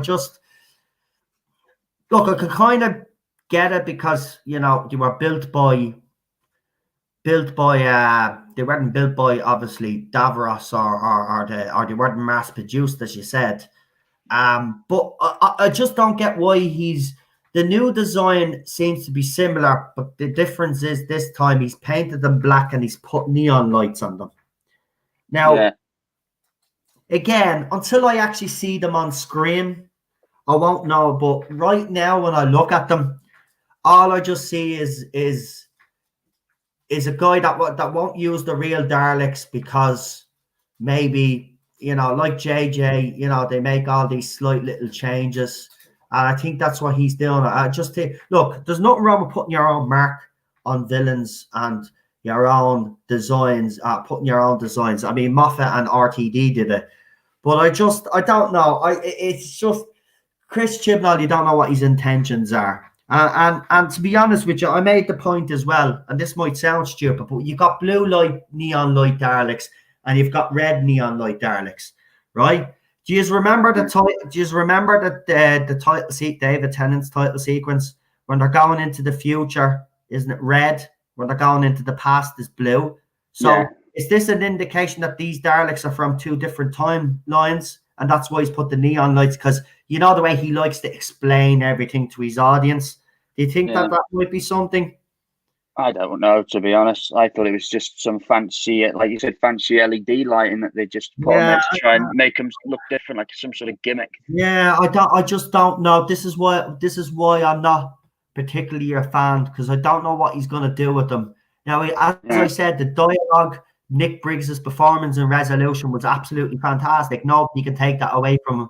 He did make the Daleks more sinister again, and I'm not going to deny that he did, because under Moffat they became servants, right? I can't even remember most of the Dalek stories under Moffat, to be honest. Yeah, they became servants, serving people cups of tea and all. Get away. Daleks out there bleeding, terrorizing the galaxy, not making tea. Yeah, well, again, what you said the other one of the other live chats the other day, I'm like you. I'm completely sick of the Daleks, to be honest. Yeah, I just think they've overdone it since the RTD era. And again, I mean, I've asked other friends of mine who are fans, and I say, why do they use the Daleks every year? And I know that they've said that there's some kind of contractual obligation with the Terry Nation estate that they've got to use them every season. But none of the showrunners have ever come out and said that. They just put them in there. True, and I mean, but the thing about it is that these are not Terry Nation Daleks; these are Chris Chibnall Daleks. Yeah. And I think this is the whole point. I don't think I said this. Now, some people said, well, because they're still called Daleks, they have to give money to Terry Nation's estate. That's fair enough. But if you think about it, he's redesigned them his own way. He wouldn't have to give them as much money as he would if he used the original Daleks. So I think there is something behind the whole redesign. Remember, BBC are losing viewers. They're also losing money because nobody is actually picking up the TV license. It's losing 500 TV licenses a day. Now, that was 2 weeks ago. So God knows what it is now. So, and we've already heard that there's, because I read out the BBC are fast-tracking diversity and inclusion. They're doing with this bloody thing again. They're releasing another strategy. Like, so as I said yesterday, well, what have they been doing for the last 3 years when they released the first one? Sitting on their arses. Like, I mean, if you haven't reached their targets, well, then the people that were there should be sacked. You know, why haven't you reached their targets? But again, going back to these Daleks, I'll wait and see until I see them on the screen to make up my mind. But right now, looking at the photographs, I'm not a fan. But we'll see what the dialogue is like. We'll see how Jesus, there's a lot of if, buts, and maybes with Chris Chibnall's era. That's the problem. But listen, we'll move on from the Daleks. So you like the Daleks, right? You like the Cybermen. What else is there? Is there anything else you like that Chris Chibnall did? Well, I know you said you like the design of the Sontarans. I haven't really seen a close enough shot of them, these new ones, to really be able to judge and see. It seems like they're going back to the more sort of classic design in terms of color. I don't know if they're going to change the height of the Sontarans, so they're going to be like 6 foot or whatever they were originally in the classic stuff, or if they're going to go to the smaller Humpty Dumpty look that they've had since they came back. I'm trying to think what else really that I liked from design wise, but the TARDIS exterior, Cybermen, I do like the Daleks. So really they're the only things I've really liked about current here. And I did quite like the cinematography as well of it. I like the kind of filmic look. I remember when it first came back in The Woman Who Fell to Earth. That was one thing I liked about it. It felt more cinematic. So I guess that's the way that television seems to be going these days.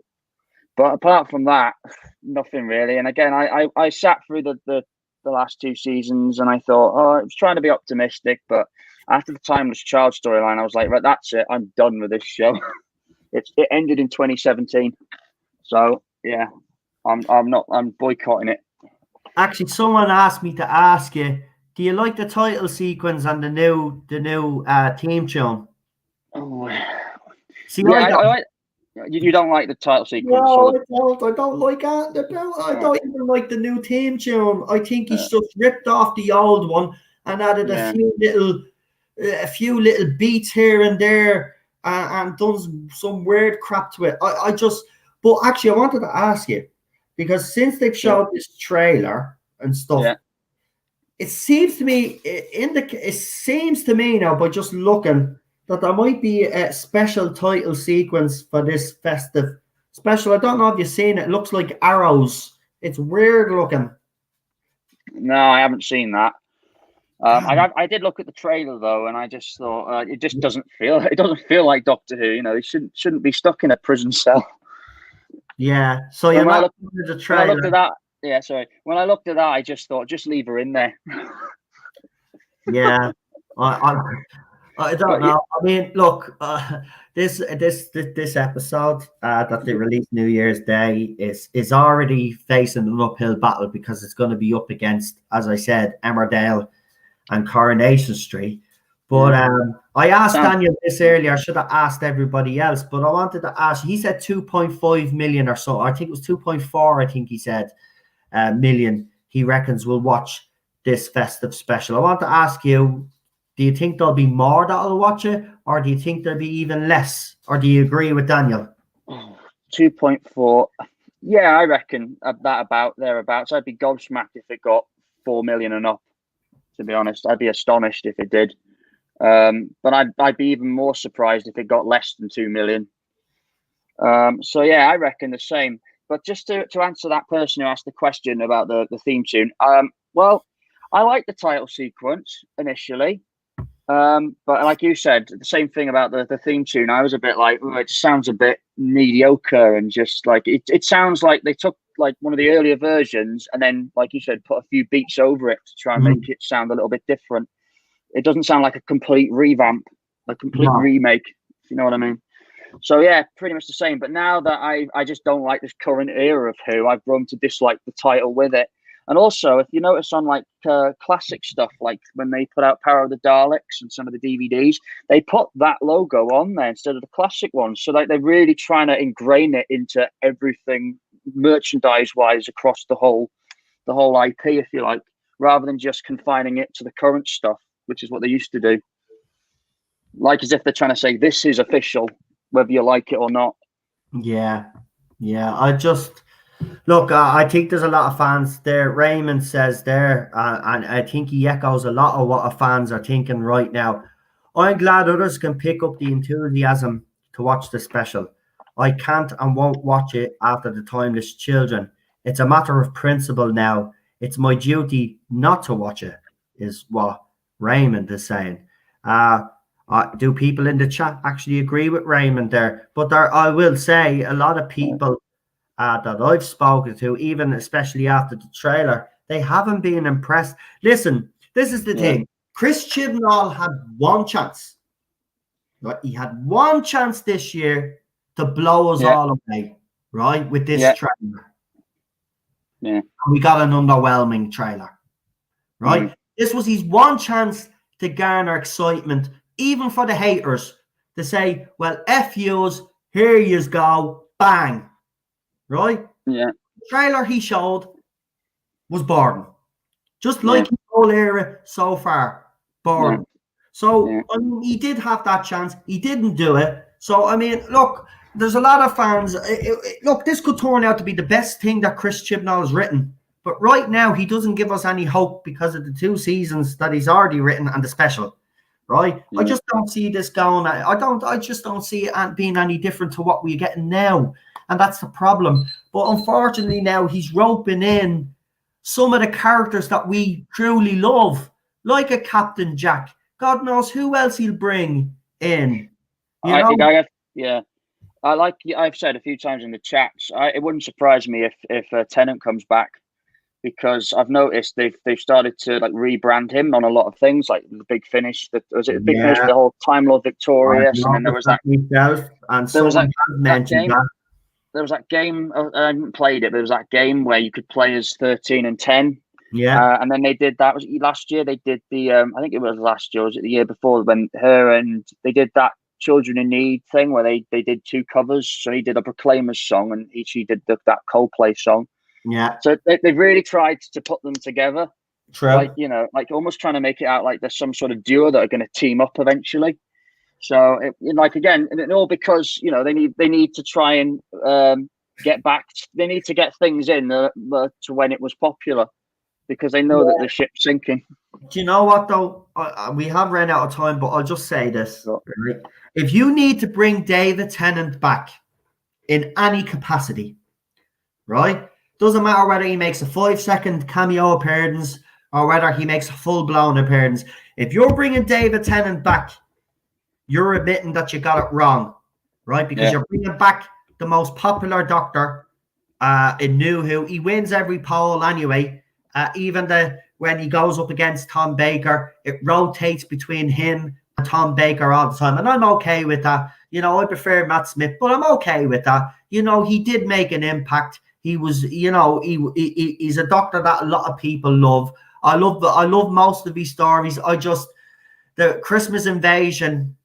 See, I always go back to that, because the end where he throws to Satsuma and he goes, no second chances. That's the kind of man I am. That's the Doctor I wanted. I didn't want the jokey Doctor that we ended up getting. And, when he did these serious episodes like Midnight and all of those others, even Blink, I'd go as far as to say Blink, when he has to be serious, he was absolutely spectacular. Absolutely spectacular. I loved him. But look, we should be all excited now. It's how many weeks? 4 weeks to 4 weeks, less than 4 weeks, 3 weeks and a few days till this is on. Yeah. And there's no excitement for it. 8,000 people tweeted about it on Twitter, right? Now you go back to the Capaldi era. I know you're going back through all those tweets back in the day, but if you went back through the Capaldi era, even the Matt Smith or David Tennant era, you'll see the tweets, right? You're looking at 30, 40,000 tweets, 50,000 in some cases. We get 8,000 for this, for a trailer that we've been waiting on all year, by the way. Yeah. Right. So it's, I just don't know. We just have to wait and see. And listen, I hope for fans' sakes, and I am a fan, but I hope for us that he can. Look, I want nothing more, and I think people will agree with me in the chat, and I think you'll agree with me. I want nothing more than Chris Chibnall to stick 2 fingers up to me and say, there you go. Right, you've moaned, you've screamed for 3 years. Here you go. Are you happy with that? And it turns out to be the best thing that he's ever written. Right? If he does that, I'll be a happy man and I'll praise it. Right? It's as simple as that. But I don't get that from him. I mean, and people have to. And do you know what? The one more thing before we let you go, and I'll let you do your shout outs. But the one thing that actually annoys me is that you have people out there saying, well, he's only been at it for 2 years. So, he's still finding his feet. No. Season 11, I can forgive, right? Because he was finding his feet, right? But season 12, he should have hit the ground running, right? Yeah, definitely. And he didn't, right? Yeah. He started off okay with Spyfall Part 1. Then we got to see Spyfall Part 2. It was rubbish, right? And then we got to the 3rd episode. We won't go there. And then we got to the Timeless Children, right? No. He hasn't produced anything, as far as I'm concerned, that has blown my socks off. So I don't expect him to do it at New Year's Day. And that's the sad thing, because that's what we expect from a special. We expect the big, the spectacular. RTD and Moffat, we do give out Moffat's specials or Moffat's season endings, because, he tried to do too much, and then he tried get it in the last 2 episodes, then he'll try and explain it all, and it never actually all works out. But we never go away that, you know, we might go away a little bit disappointed, but we don't go away saying, we're never going to watch again. But this is what's happening with this era. The people are watching now, I'm not coming back. No. I mean, and that's the sad thing. And you're losing the normies. You're losing the general audience as well. That's bad news as well. That's very bad news. We'll see after the festive special. We'll see how bad or good it is. I'm hoping for the fans out there that have been supporting this era, not the bullies, but the fans that are genuine fans of this era. I hope for you it is all that he's wished for, but I don't think he's going to be able to produce because he hasn't been able to produce for 2 years. So I don't see why he's going to all of a sudden produce. But listen, James, you've been absolutely fantastic and fabulous, and thanks. I know it took us a while to suss out what the story was, but we got there eventually. But listen, do you want to shout out have you got a YouTube channel or any of your social medias if you want to shout them out? I've got a YouTube channel, but I have yet to use it. I've got an Instagram page called The Watkin with a little slash bottom thing at between the and Watkin. I've also got a SoundCloud account somewhere out there because I'm a musician and I do my own music and stuff like that. Yeah, really. And I've got a Twitter account, but I try to keep a low brow on Twitter, you know. Yeah. Same with Facebook, because I don't go on Facebook that much nowadays. That's why I sent the request to join the club on Sunday. So I only been on it today just to prove who I am. Just to say, if I do this again, I won't have to go through all this stuff again, will I, to come back on here again? No, I know who you are now. So it's all good. It's just look, we'll come up with a better system anyway. You won't have to. I mean, look, now that you're on, that we found you, if you want to come on, you could just send me a message on one of the platforms. I won't say which one, just in case any trolls are out there and they try to pretend to be it, because sometimes that does happen. They'll steal your picture and then they'll pretend to be you. So I mean, this is every Friday. It's open to anybody anyway. And I've had Jodie Whittaker fans on here that have behaved themselves. It's just one or two will come on and they only do it to get a bit of notoriety. Oh, look, we've trolled Noel, blah, blah, blah, blah, or whatever. You know, it's actually pathetic that that's what they live for. But there you go. That's the way it is now, James. Yeah. If you want to come on next week, once I know, look, we will work our way around it. As I said, we're going to try to come up with a better system, and we will. I'm going to stop rambling now. Listen, thanks for coming on. And great to be on. Really appreciate it. And if one of you moderators could put his Instagram actually into the live chat there, because I say you're more active on Instagram, are you, than all the others? Well, I say active. You know, I go on there every now and then. I'm not on it every day, like, you know, posting pictures and stuff, but it's there. You know, I'm all right. If people want to find me, they can find me. But, no problem. Listen, I'm not in a rush to get loads of followers and stuff. You're all right, pal. You're all right. Listen, thanks for coming on. I really appreciate it. Shame, good. Yeah, I've enjoyed it. It's good to meet you. Fantastic, you are. See you later, pal.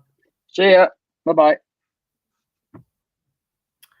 Now, that was a new caller, and Lee's at the saying it there. I agree, Lee. It was a great call. Absolutely fantastic. And see, there's a guy that likes some things about Chris Chibnall's era. It mightn't be much, but he still likes some things, and he was treated with respect. You know, I told him that I didn't like whatever, you know, but it was, you know, two people talking about Doctor Who. That's the way it used to be in the fandom. Mightn't agree on things, but we still had a nice little chat. So thank you, James. I really appreciate it. You're a legend. Right, let's see. We got. I did say I'll bring Josh on next because Lex wants to eat his curry or whatever he was eating. So we'll bring Josh on now. There Hello. he is. How is everybody? Not too bad, Josh. How are you? It's actually kind of snowy over here, so it's getting cold, and the weather's trying to remind us it's December. Yeah. I like a bit of snow myself now, to be quite honest with you. I know some people hate the snow, but I love the snow. It's great if you're not driving in it. Yeah, If you're not flipping in it. So actually, it's funny. yeah. I was taking a look at one of my old Doctor Who things from Peter Haining, and they had a great Dalek. Hold on, I'm going to try a great Dalek joke. I'll try to hold it still. I mean, that's what the Daleks that I knew, where they had where they couldn't climb stairs, and apparently people love them, and they keep bringing them back, and that's what you do when you have fans. You bring back what they like. What they're doing now is just really a slap in our face. And I've always had a saying. I've always had a never reward bad behavior. And if they're going to give us this crap, why should we watch it? So I think the best thing you can do, if you really love the Doctor Who that you and I love, the gritty classic series, until it went woke, and at the end of Holly series, is not to watch it. I hate to say it, but what I'm most looking forward to is video of the ratings after, where he'll tell you how bad the ratings are. But this is the one opportunity we get. We'll see the effect of what the Timeless Children did to Doctor Who, and this is where it's going to hurt them, I think. Well, I mean, they exactly, and this is what I don't get, right? So either someone in the BBC is stupid and hasn't foreseen this, right, or hasn't thought like the way we're thinking, that there is going to be some sort of fallout, or maybe they just don't care, or maybe they are oblivious to it because they're stupid. Could be a number of things, right? But I'm surprised that someone hasn't taken that into account, because when they scheduled it, right, they should have went to the schedulers and say, listen, 6:45 might be a bit, could you not push it back to 5:25 so we don't have to go up against Coronation Street and Emmerdale? The fact that they're putting them up, they're putting this special up against those two soaps. Now, for anybody that doesn't live in the UK, trust me, these soaps are huge. They have a Christmas storyline, and they always have a New Year's Day storyline. They basically, from Christmas to New Year's Day, they lead up to this big story. Something big will happen Christmas Day, and then after Christmas Day, you'll have the ramifications all the way through the week, and then something then else big happens New Year's Day. Now, they're putting that Doctor Who, this special, up against those two shows. These shows get 7 million viewers each. Coronation Street? Yeah, Coronation Street does well. Oh, yeah, that's the number one show. That even, yeah. So what they're doing is they're giving themselves an out. They're giving them, it would have gone better, but of course, Coronation Street, they know it's going to be a dumpster fire, so they're already setting themselves up for failure. Actually, I haven't thought of that. And that's a very good, valid point. Maybe that's the reason why. Now, I know the schedulers make the decision, but you do have a point there. Maybe that's why they have actually put it there. Oh, hold on now. This is move me. Go ahead, show people. Okay, I'm going to try and for 3 seconds she was mine. I've got actually a whole bunch of them. I was in the fan expo. This is me being introduced as the 14th Doctor. No, it's actually, I'll show the bottom of it. They raised it for money for Sick Kids Hospital. So they had a mock TARDIS, and they took pictures at the fan expo. And that was still in the days I was wearing glasses. This is my most proudest one. Well, you certainly know the guy on the right. So Matt Smith, and this isn't Doctor Who, but I'm sure you know who this guy is. And I think I've got 2 more. That's Colin Baker. And what have I got? One of my personal favorites, the nicest of them all, Peter Capaldi. So this is me being a fan. I was a huge fan, and to walk away from a show like this is a very big deal, and it's something that you and people in our community would understand. Yeah, it hurts me more to watch what they have now than it does to walk away. I mean, that's where it's at for me. I know, and fans ask me why I don't walk away. Because it's hard. You can't walk. It's very hard to walk away from something that's had an emotional impact in your life and has also played a huge part in your life. I mean, Doctor, you're seeing it there. I mean, Josh has all those beautiful memories. I mean, when he watches the new show, I'd feel sadness looking at those photographs, because when I'm looking at the photographs, I'm thinking, and I'm looking at what's on screen, and I'm saying, your legacy is being shit on right now, mate. That's the way I feel, and it's a horrible. I never thought there'd be a day that I'd come on YouTube criticizing a show that I have loved ever since I can remember. So I have to ask you, Noel, honestly and truthfully, when you watch a Jodie Whittaker episode, do you see Doctor Who? Do you think Doctor Who when you're watching that? I don't. No, not from day one. I haven't. Cheryl will tell you, actually, from day one, I've never called this Doctor Who. I don't think it's Doctor Who. No, and even when she did her speech, I was angry. I was like, that's the moment. Forget about everything else leading up to that. It's when she does the speech, like all the other doctors do their speech. And even her speech was weak. And, you know, at the time, Cheryl, you know, was willing to give it a go. And she was there clapping and smiling and all beside me. And I actually got angry. I was like, what are you smiling and clapping for? It's something that's destroying something that I love. You know, she's not the Doctor, and she never will be the Doctor. But thanks be to God, I have to be honest with you. What was the episode that broke you, love? Was it Orphan 55? I don't know, it was like the fourth one, probably. I think it was the fourth one in, and she fell asleep. I was like, but that was me watching every week as well. I was trying so hard, Josh, to keep my eyes open.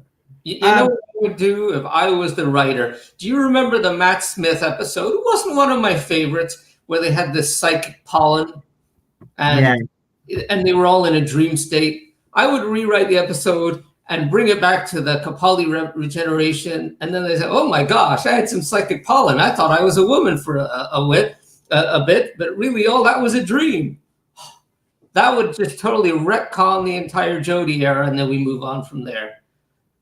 I'm being honest with you, that sound better than what Chris Chibnall could come up with, and I'd go with that.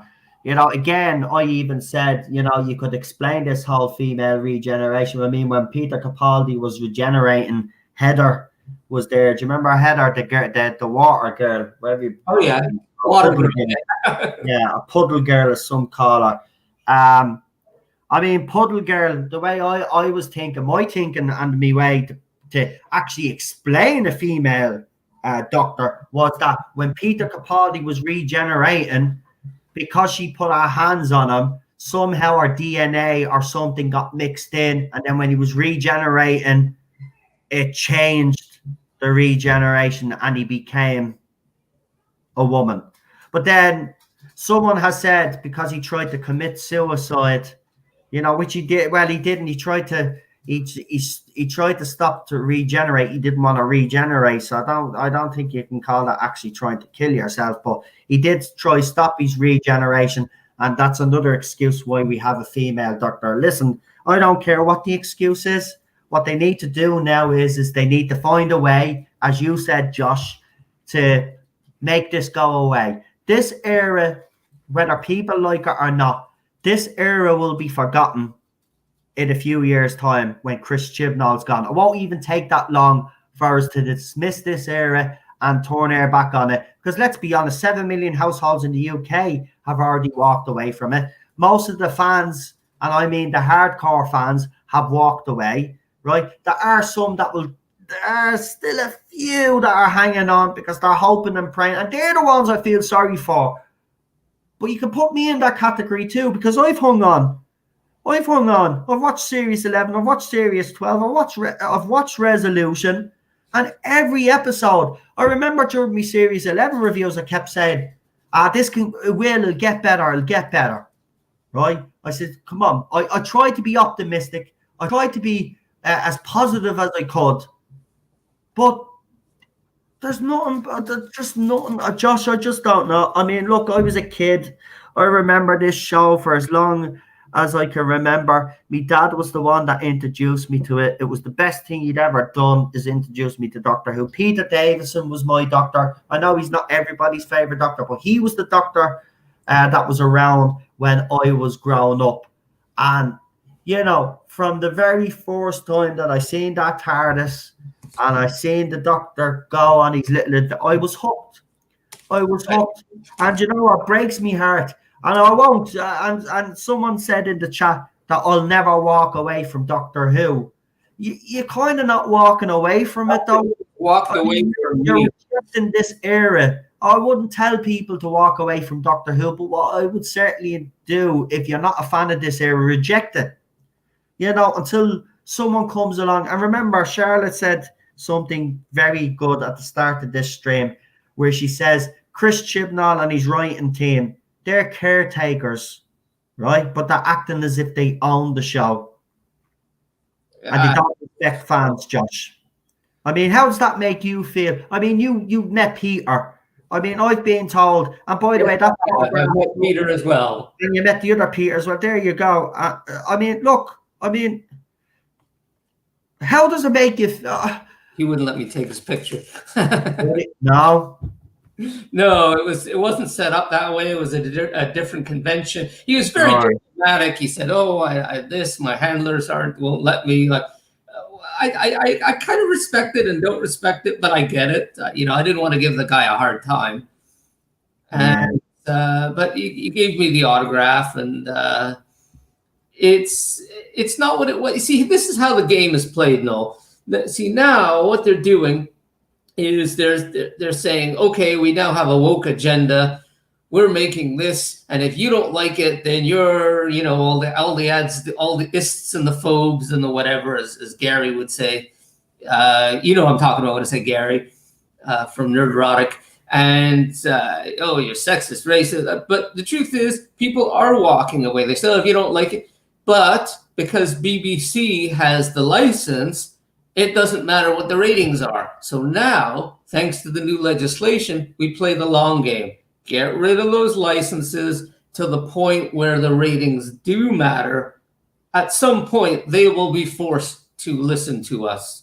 And they will. And they will have to get us back. But that is such a long shot. They've done so much damage. As I said, the way they can do it is retcon. And literally to the point where the Jodie era was a dream, that it didn't happen. I can't conceive of anything. Because, I mean, watching Sacha Dhawan as the Master, I really thought he would be better as the Doctor. Yeah. And with seeing Missy, they were trying to warm us up to the idea of a female Doctor. But Missy could be explained away, because in the Keeper of Traken, the Master took over someone else's body. So you could say, he took over a woman's body and now you have Missy. So it wasn't the same as having a female Doctor. But seeing the regeneration, that was just the knife in the heart, you know? But I look, when I'm here with you now and with the community, for me, this is one big wake. And, you know, we're sharing our old stories and we know how good it was. And the people who are watching now who are new, they don't get it, because they don't understand how good it was. They haven't seen those episodes. I would guarantee it.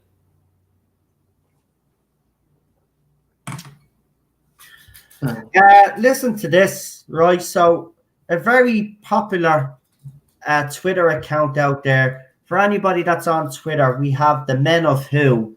Now, obviously, again, we haven't seen eye to eye. They haven't liked some of the stuff that I've said about this era. But they've released a statement which actually, you know, it kind of highlights how we're all feeling right now. So I just want to read this to you, Josh. I don't know if you are on Twitter and you know who the Men of Who are. You've got Women Who, which is another group, and they're the male version. I'm not on Twitter because Twitter's full of twits. Yeah. And I have more to say than 150 characters. I think it just dumbs down the language. Yeah, I agree. But listen to this. They said, this account will no longer be active, at least for the foreseeable future.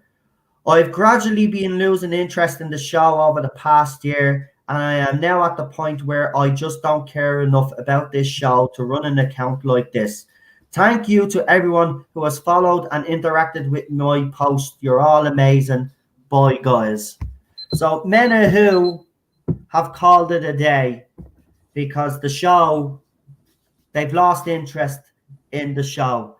Now, that's one of the big accounts on Twitter that have been around since the show, as far as I know, since New Who anyway, has been airing. So that is really sad. Now, listen, I didn't necessarily, I had a run in with one or two of them. I always seem to get in with the wrong, but they were genuine lads. You know, they had their opinions. They didn't necessarily agree with mine, but that's sad. That's sad because this is the state the fandom is in. Right. And it's horrible. It's I'm really sad. You know, even seeing them, that's sad.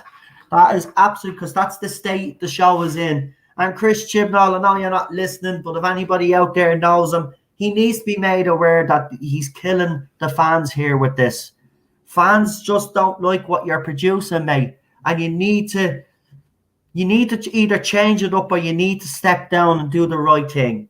And I'm begging you, you know, Series 13, whatever you're going to do with it, you know, the rumors I've heard are not great. I hope you don't do it. Listen, if you do half of it, even 1/3 of what he said, the show is over. But listen, mate, you really need to take a step back and listen to your fans. Like you are listened to when you had a go at Pip and Jane Baker. You had that opportunity. They listened to you. They mightn't agree with what you said, but they listened to you. You won't even listen to us, Chris. And you need to start listening to the fans. You know, we know you can write up to a certain point. Because, I mean, Torchwood proves that you can write to a certain extent. Even Broadchurch, I will say. Anyway, the rest was shit. But season 1, definitely, he does have some writing talent. So use it. Use it. I'm sick of this. Look, fans shouldn't have to feel like they have to walk away. And I don't agree with these lads, but they shouldn't have to walk away. You're killing people's passion. Yeah. That's what he doesn't understand, Josh. He's killing your passion. He's killing my passion. He's killing everybody in the chat. And then people all over, they're dropping like flies. And according to all the others out there, it's successful. It's not. He needs to open his eyes. But listen, we have run out of time. But because I was talking there for a few minutes, I'll give you an extra 2 minutes. So is there anything else you want to add to the conversation before we do finish up?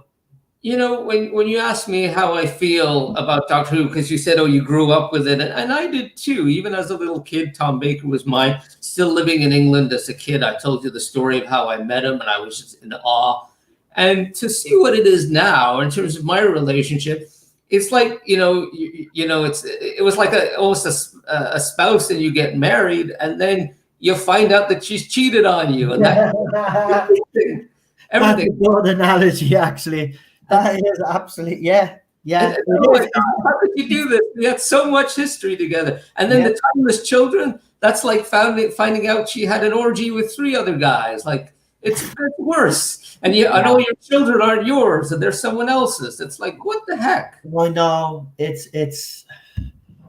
like he doesn't understand. Look, a Chris Chibnall and the people that support this era will not understand what we're going through. And they laugh at fans like us because they say it's only listen, we do know it's only a TV show. You keep telling us that it's only a TV show, but what I don't think you get, and I keep harping back to this, it might have been a TV show, but when I was a kid, that TV show made a huge impact on my little life, right? My early years, right? So I got emotionally attached to it, like Josh did. Like everybody else did out there. The difference between these newer fans is they don't get attached to these franchises because they're like locusts. They move from once one franchise is ruined and the fandom is ruined, they move on to the next one. And we're getting at that point with Doctor Who now. they will move on. They'll move on to the next new thing, right? That's why sometimes I'd always said I'd love to see Torchwood back, but I guarantee if Torchwood came back, they'd start with Torchwood then, even though if anybody has watched Torchwood, you'll see that Torchwood is very woke, but the stories are great. So it kind of gets away with it. It's not in your face as such, but it's there. You know it's there. But, you know, they'll start infiltrating that. I mean, you already had one of the other idiots last year harping on the Big Finish about how many female writers they had and all of this rubbish. It's ridiculous. But listen, Josh, thanks for sharing your photographs, actually. I really enjoyed that. But do us a favor, before you do go, Sure. give your normal shout outs wherever you want people. I don't know if you have a YouTube. I keep forgetting. I have a head like I don't. I'm probably not savvy about starting one. I should look into it. I don't. I mean, you know, because what I do, I guess I got to be careful what I put out there. Listen, if you do start one up, let us know and we'll promote you anyway, and we'll get the guys here to subscribe to you. But yeah, listen, I would encourage anybody. You know, and even if it's not Doctor Who content, you know, set up a YouTube channel. Do what makes you happy, you know? Yeah, maybe you're right. Maybe I should look into that. I don't know if any guys out there want to help because I don't have really experience in how to do it, but that's a story for another day.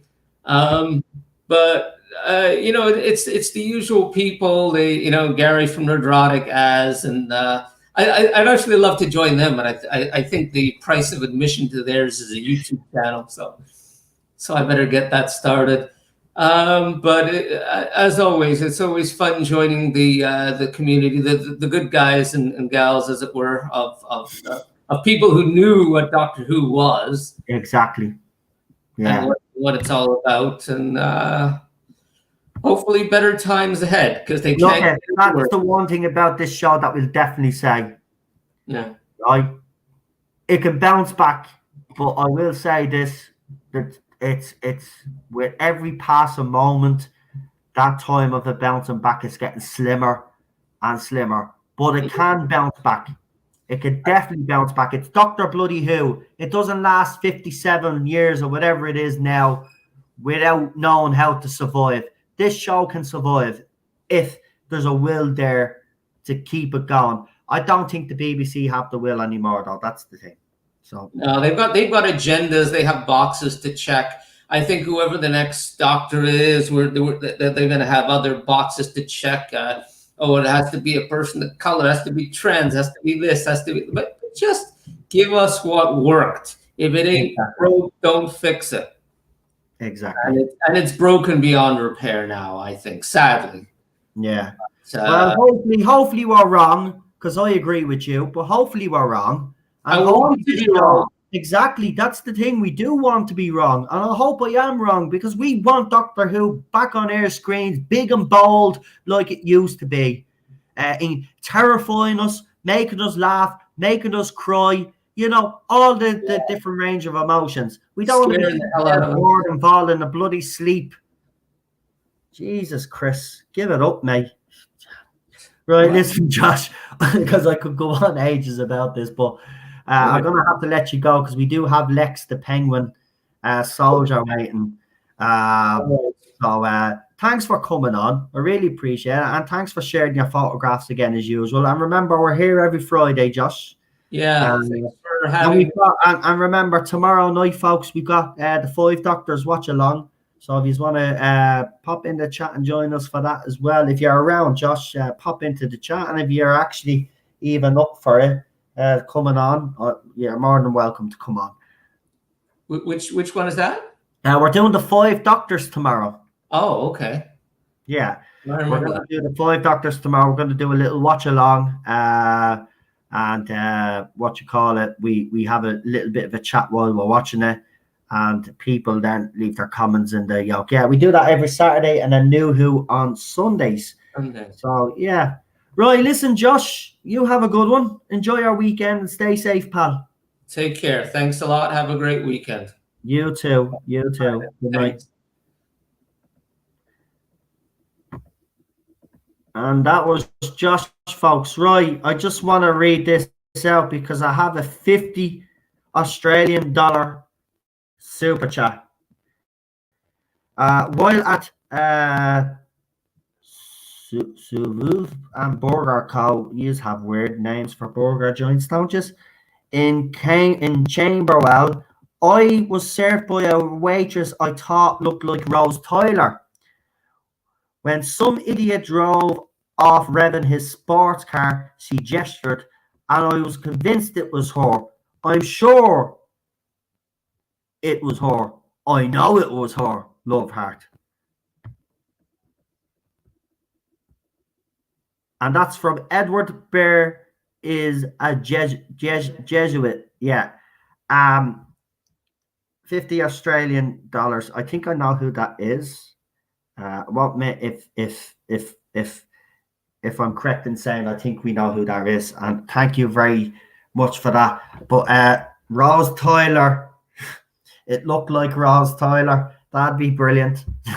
That'd be actually brilliant if I was being served by someone that looked like a character out of Doctor Who. I'd be like, "Oh, you look like such and such. Can I have your autograph?"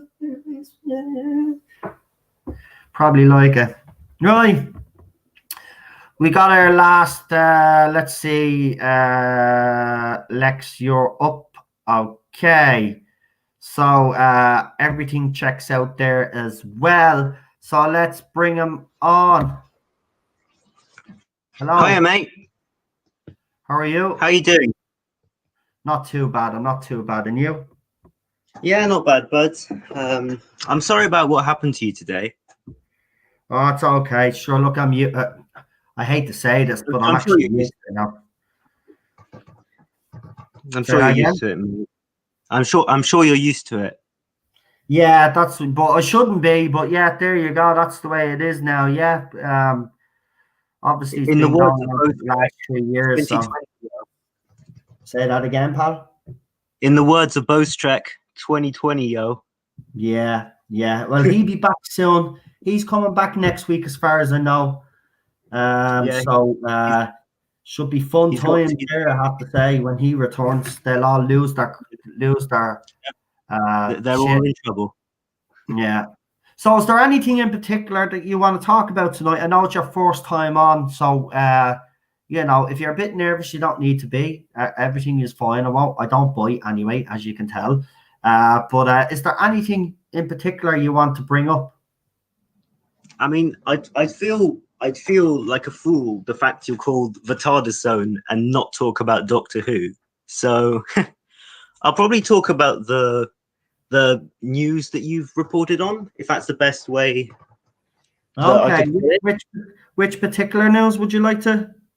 Because I've put out a lot. So yeah, I know, mate. In particular that you want to highlight, go ahead. I'm discussing the rumours. As I say, it's not fact. So of course, I do believe you, brother. It's not fact until it's there written on the paper. Look, I smallly want to talk about the rumored new doctor, or whatever her name is, the LGBTQ potential doctor. I 100% think that's going to happen. I'll be honest with you. That's from all the rumors that you've said. There's some I tend to believe are far more likely than others. Yeah. Which is fair enough. I don't expect everybody to believe everything that I put out there now, to be honest with you.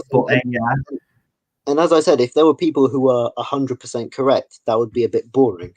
But it doesn't remotely surprise me. I do know the actress, mainly for the fact that she did. Yep, that's her. I do remember her from Agents of S.H.I.E.L.D. She was pretty decent, as I remember her. I do find it quite funny that Chris Chibnall has now hired a second actress who seems to have more talent than Jodie Whittaker.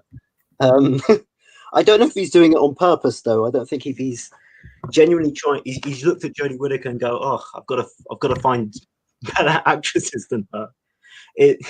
I don't know if he's doing it on purpose. Do you think he's?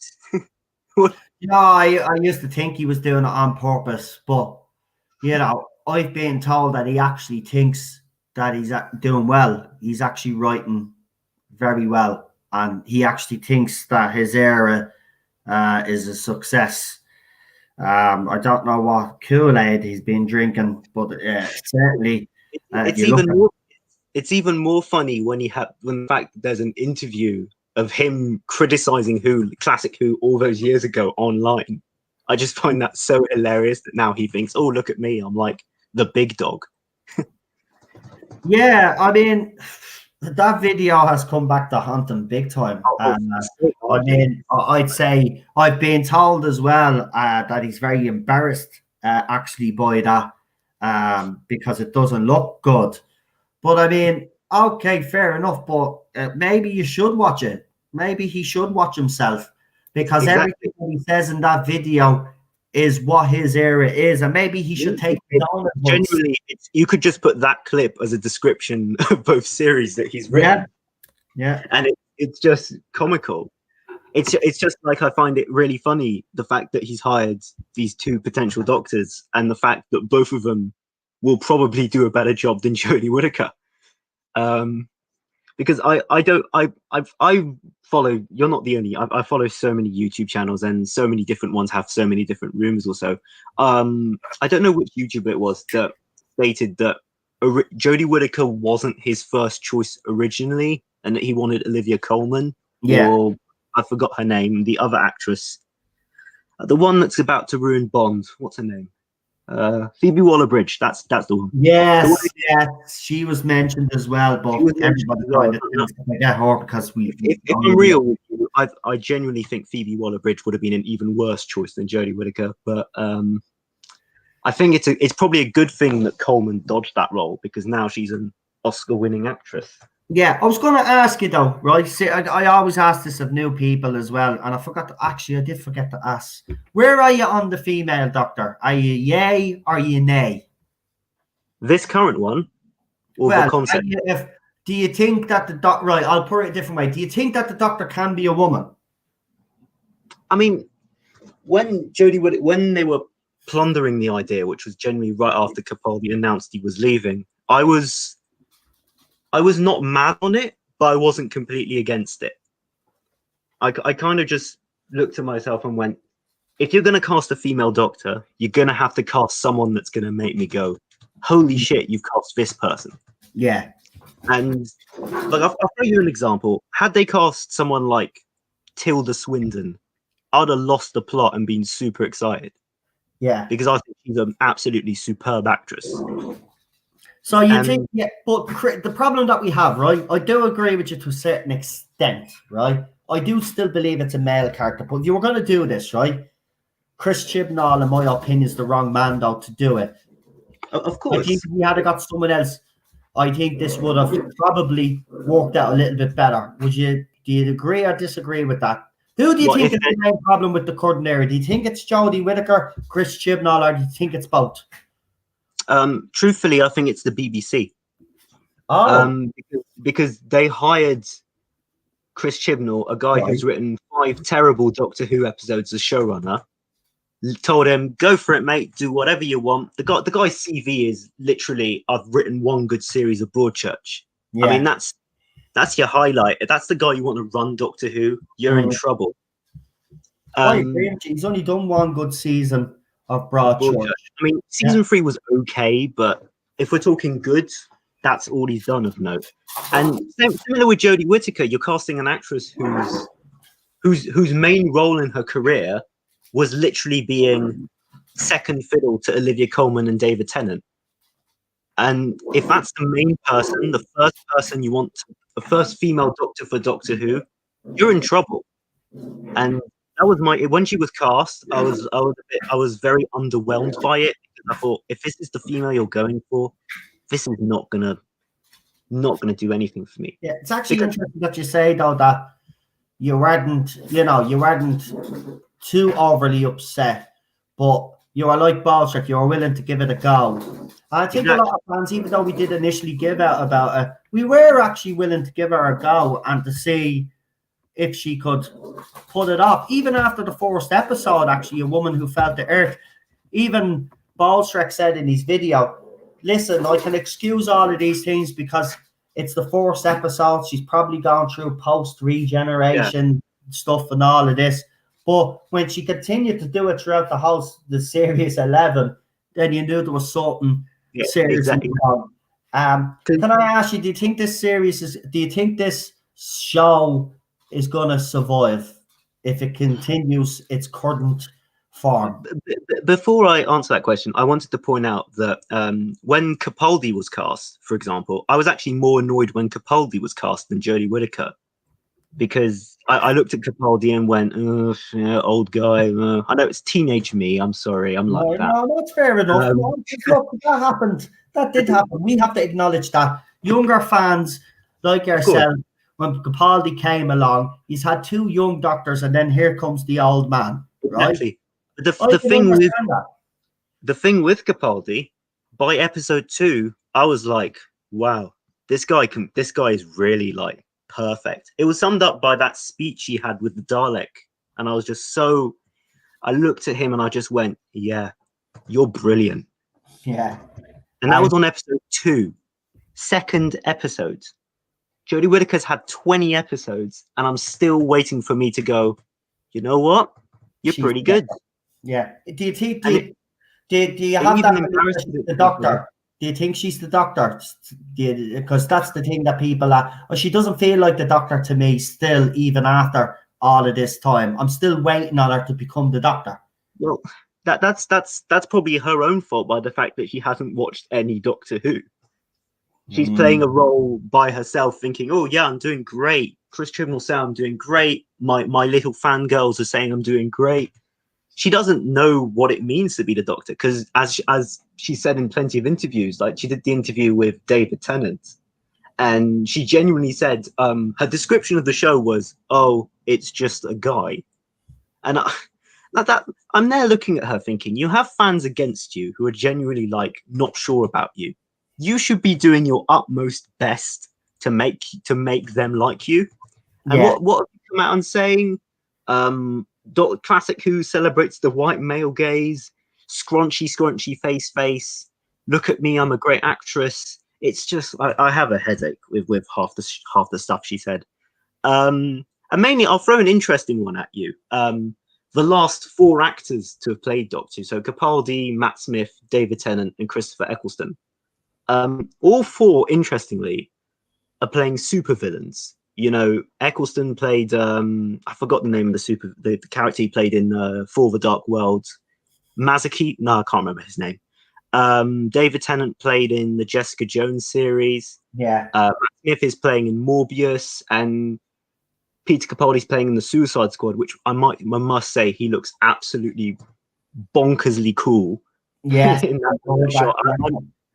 I was like blown away. I'm already quite excited. I genuinely thought he was going to play Mr. Freeze, but he isn't. He's playing a cool character anyway. Yeah. I asked the question, is Jodie Whittaker got the acting chops to play a Marvel or DC villain? No. She doesn't. Of course she doesn't. So that just shows the caliber. If you look even before that, Paul McGann, I could easily see him play any kind of superhero character, but I can't see that with Whittaker. No, and I agree. That's the whole problem with it. Mm-hmm. Exactly. I mean, she's not. Even look at the shows. You brought up Broadchurch. I mean, she's not the main. She's not the main character in that. She's exactly, like, and that's her biggest role to date. Her biggest role to date is being second fiddle to David Tennant and Olivia Colman, and that's your symbol of. I think that the best way to define the current era of Doctor Who, so series 11 and 12, is actually just by looking at her outfit. But I will point out, I despise her outfit. It is actually awful. Yeah, and I'm someone who wasn't a fan of Matt Smith's first outfit, but her outfit is just like, it's just, the first thing you see is the rainbow flag, which is blatantly what the show is aiming for now. It's for certain, the little here and there that are not the main core audience. Yeah, you're right. It's a certain demographic that they're pandering to, and exactly. It's dangerous when you do that. It's the wrong one. The demographic you should be pandering for is the fans. The fans who have watched the show for a long time. Yeah, I get it. It's tricky to try and make a show for the older fans while trying to get new fans. That's very hard to do. No one's really succeeded in doing that. But you look at it now. is Doctor Who in a better place than it was when she was cast? Absolutely not. No. It's on the cups of being cancelled, as you would suggest. Yeah, I agree with you. Even though Peter Capaldi's era did lose ratings, and it did, and I admit that I'm a Capaldi fan. I think out of, he's up there as far as I'm concerned. He's the stories that he got weren't the greatest, but for me as a Doctor, he's up there with Pertwee, Baker, Capaldi, and Tennant. He's in that realm. He's one of the best Doctors given the worst material. Yes, that's just a fact.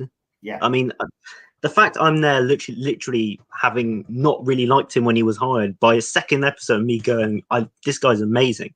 Yeah. I'm noticing, I think in Series 8, his character was amazing. Darker. That's the kind of Doctor I want to see. Like a more darker, I'm a douchey kind of Doctor.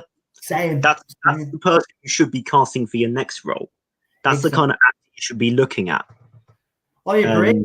I agree. Season 8, I love Season 8 because he is dark and he is a bit of the most underrated New Who season. Fact. Yeah, I agree. And I want them to go with that direction with David Tennant's Doctor. Because remember, as I said, I keep referencing the Christmas Invasion. That end scene where he throws the Satsuma and he goes, no second chances, that's the kind of man I am. I was hoping that was the Doctor that we'd actually get. I want a darker Doctor personally myself, but, it is a family show. So they'll never do that. I think that's probably a reason why Colin Baker didn't really work out, because they tried to do that with him and it didn't really click. But I wanted to ask you, like, you probably answered this, like, if you had to look, if you were looking to cast the next Doctor after Series 13, the BBC go, right, Chibnall, Whittaker, you're out the door. Right. What would be your vision? Like, who would be the showrunner? Who would be the Doctor? Right, here's me Doctor. Hold on. This is who I'd pick as the Doctor. Well, I have two choices. Right, so this is my first choice for the Doctor. I'll screen you didn't Capaldi as showrunner, I seem to recall. Yeah, I wouldn't mind him being show because he did produce and he won an Oscar for it. So he does have those chops. So I'd give him a go. Why not? He's a super fan. He loves Doctor Who. He's like Tennant. So here's my choice for the Doctor. One of my choices. Okay, so here's one of your choices. Oh, yes, Richard Ayoade. Interesting. Yeah. I see a lot of people want him. Yeah. My only issue with him is I can't see him doing the darker side.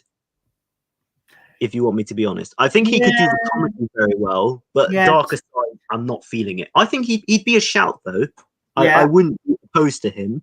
Right. Well, here's my next choice. You'll probably agree with this one better. Diversity quota.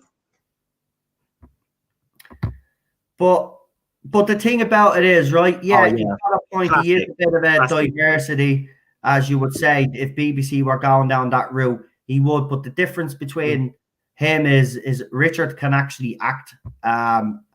So I would have no problem with him. But Michael Sheen. Sheen, yeah. And your showrunner would be the dude. I forgot the name of the series he does with David Tennant. Yeah, I wouldn't mind Neil Gaiman. That's the guy. Yeah, I wouldn't mind Neil Gaiman as showrunner. There he is with his missus there. He actually has a great show with David Tennant called Staged. If you haven't watched it, it's getting a second season actually. It's fantastic. Him and David Tennant play exaggerated versions of themselves, and it's hilarious. So yeah, I'd get him or I'd get Richard, and I'd have either Neil Gaiman or I would probably go with what's his name?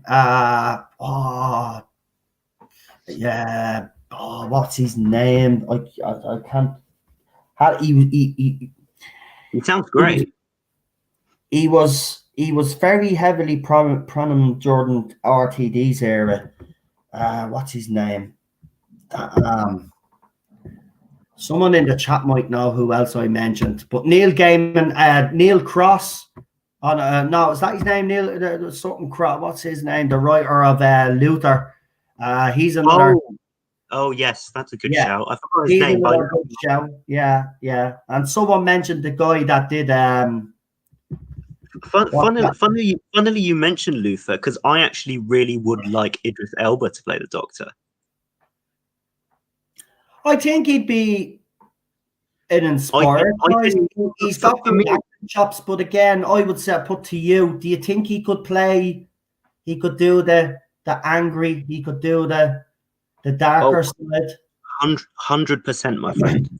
I trust Elba. If there's one guy who can do dark, it's Idris.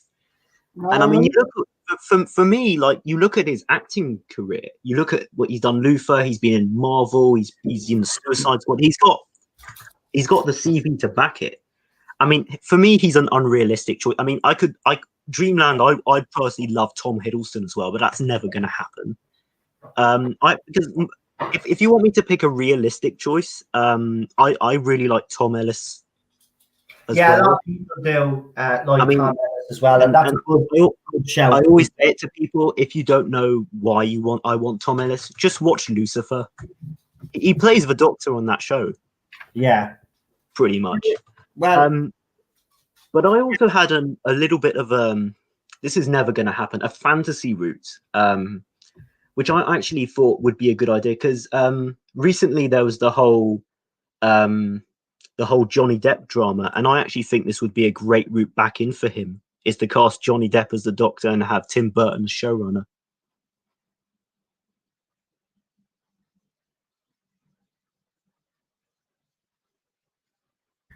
Sorry, me technical difficulties there. What did you say? Sorry. Well, I had a bit of an unrealistic route that with Johnny Depp's whole case, I'd actually look to maybe cast Johnny Depp to play the Doctor with Tim Burton as showrunner, and Capaldi being an advisor to Tim Burton as a dream route. That's my dream scenario. It's never going to happen, but I'd love to see that.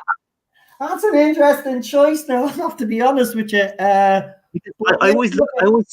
always hear like whisperings of if they ever made a Doctor Who movie, they'd make it with Johnny Depp, and he's big star power. He would get fans coming back to the show.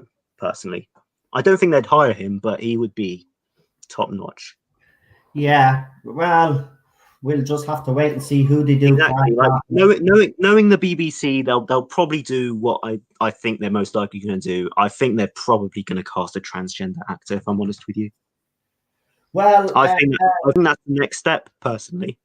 Well, if it's true now, because it comes from the Sun newspaper, but the Sun newspaper says that your one that played Polly has said that would be the way that they'd eventually go, because the Doctor evolves all the time now, and that's what they think. So if you read that article, I think it was more the reporter asked her about it, and she said, "Yeah, sure, why not?" More than her saying it. Right. I mean, the problem I have with that is I don't have the main problem for me is I look at it and I think, can you name me any good transgender actor right now? I mean, I know there's there's a one that's you mentioned in your stream not too long ago, the one from Umbrella Academy. Yeah, Elliot Page. But he's not English, he's Canadian, I think. So yeah, he'd be off the list anyway. I can't name you any transgender English actor or actress. No, right now, no, I can't either, and that's being honest. I don't see any transgender actors or actresses out there that are British. I'm not saying that there isn't any. There probably is. We haven't seen them because they haven't been highlighted. But, exactly. But in purposeful honesty, I think they'll probably go the Mandalorian route, and they'll probably play it very safe if they are going to do it. Because Series 13 is going to be a car crash. Let's be real here. Everyone's... Yeah, I don't know, pal. Yeah, I mean, 8 episodes he's only given us, and so I mean, you know, it'll be short-lived anyway. I mean, we won't. Yeah, exactly. And plus, you mentioned that they might just go all straight to iPlayer. Yeah, which I was very surprised at. I was thinking, is it that bad? You're putting them all out on iPlayer all at once. I think it is that bad. I really do. I think I think the BBC are aware of the ratings, and I don't think they know quite what to do, because, as you said yourself, they're the ones that gave Chris Chibnall.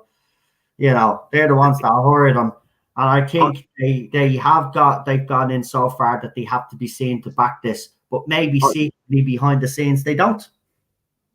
The thing is, I think they genuinely want to can the show because I think that's why they hired Chibnall. They went, oh, we don't really want the show anymore. Let's get a guy who's got zero experience, who's literally we know is going to pan the show. Let's just let him finish it off. Then we'll limp to the 60th and we'll end it there for another 30-year hiatus. I'll be dead then. I won't get to see it return. I mean, I don't want that to happen because I discovered your channel because due to I watched Nerderotic's Timeless Children review, and I think he mentioned you on there about the fact you were really upset about the whole Timeless Children episode, and I completely understand. Like, it's Doctor Who means a lot for certain people. It's meant a lot for me. It's helped me get through some of the toughest times in my life, and so I really related to you in that case. But the one of the good things I think this era has done for me is I've discovered so many brilliant YouTube channels. You know, you, Nerderotic, Az. I'm not calling him as the haha problem being. Don't even try that with me. Don't even try that. So many more Geeks and Gamers, Bowstrek. I mean, that's the highlight for me is I've discovered all these brilliant YouTube channels and I respect them all very much. Yeah, well, listen, I'm glad. Thank you for like coming on and showing support. And I mean, look, as I always say, I try to be as honest as possible on this channel and be myself. And I think I have. Obviously, it's rubbed people up the wrong way because I'm brutally honest and I'm, that straightforward. But I'll never change because for the simple fact is, if I do, I believe this show is in serious danger, and I do agree with you. And I'll finish up with this point because we have run out of time. But the 60th anniversary, I see it limping there, and I do agree with you. I have this sickly feeling that after the 60th, they'll probably say that's it. Because, let's be honest, fans, the long-term fans have even been saying this. BBC have never really fully respected Doctor Who, and they never have. And exactly. Yeah, so that's spot on. Because if they had, why haven't they been trying to make so many spin-offs? Yeah, exactly.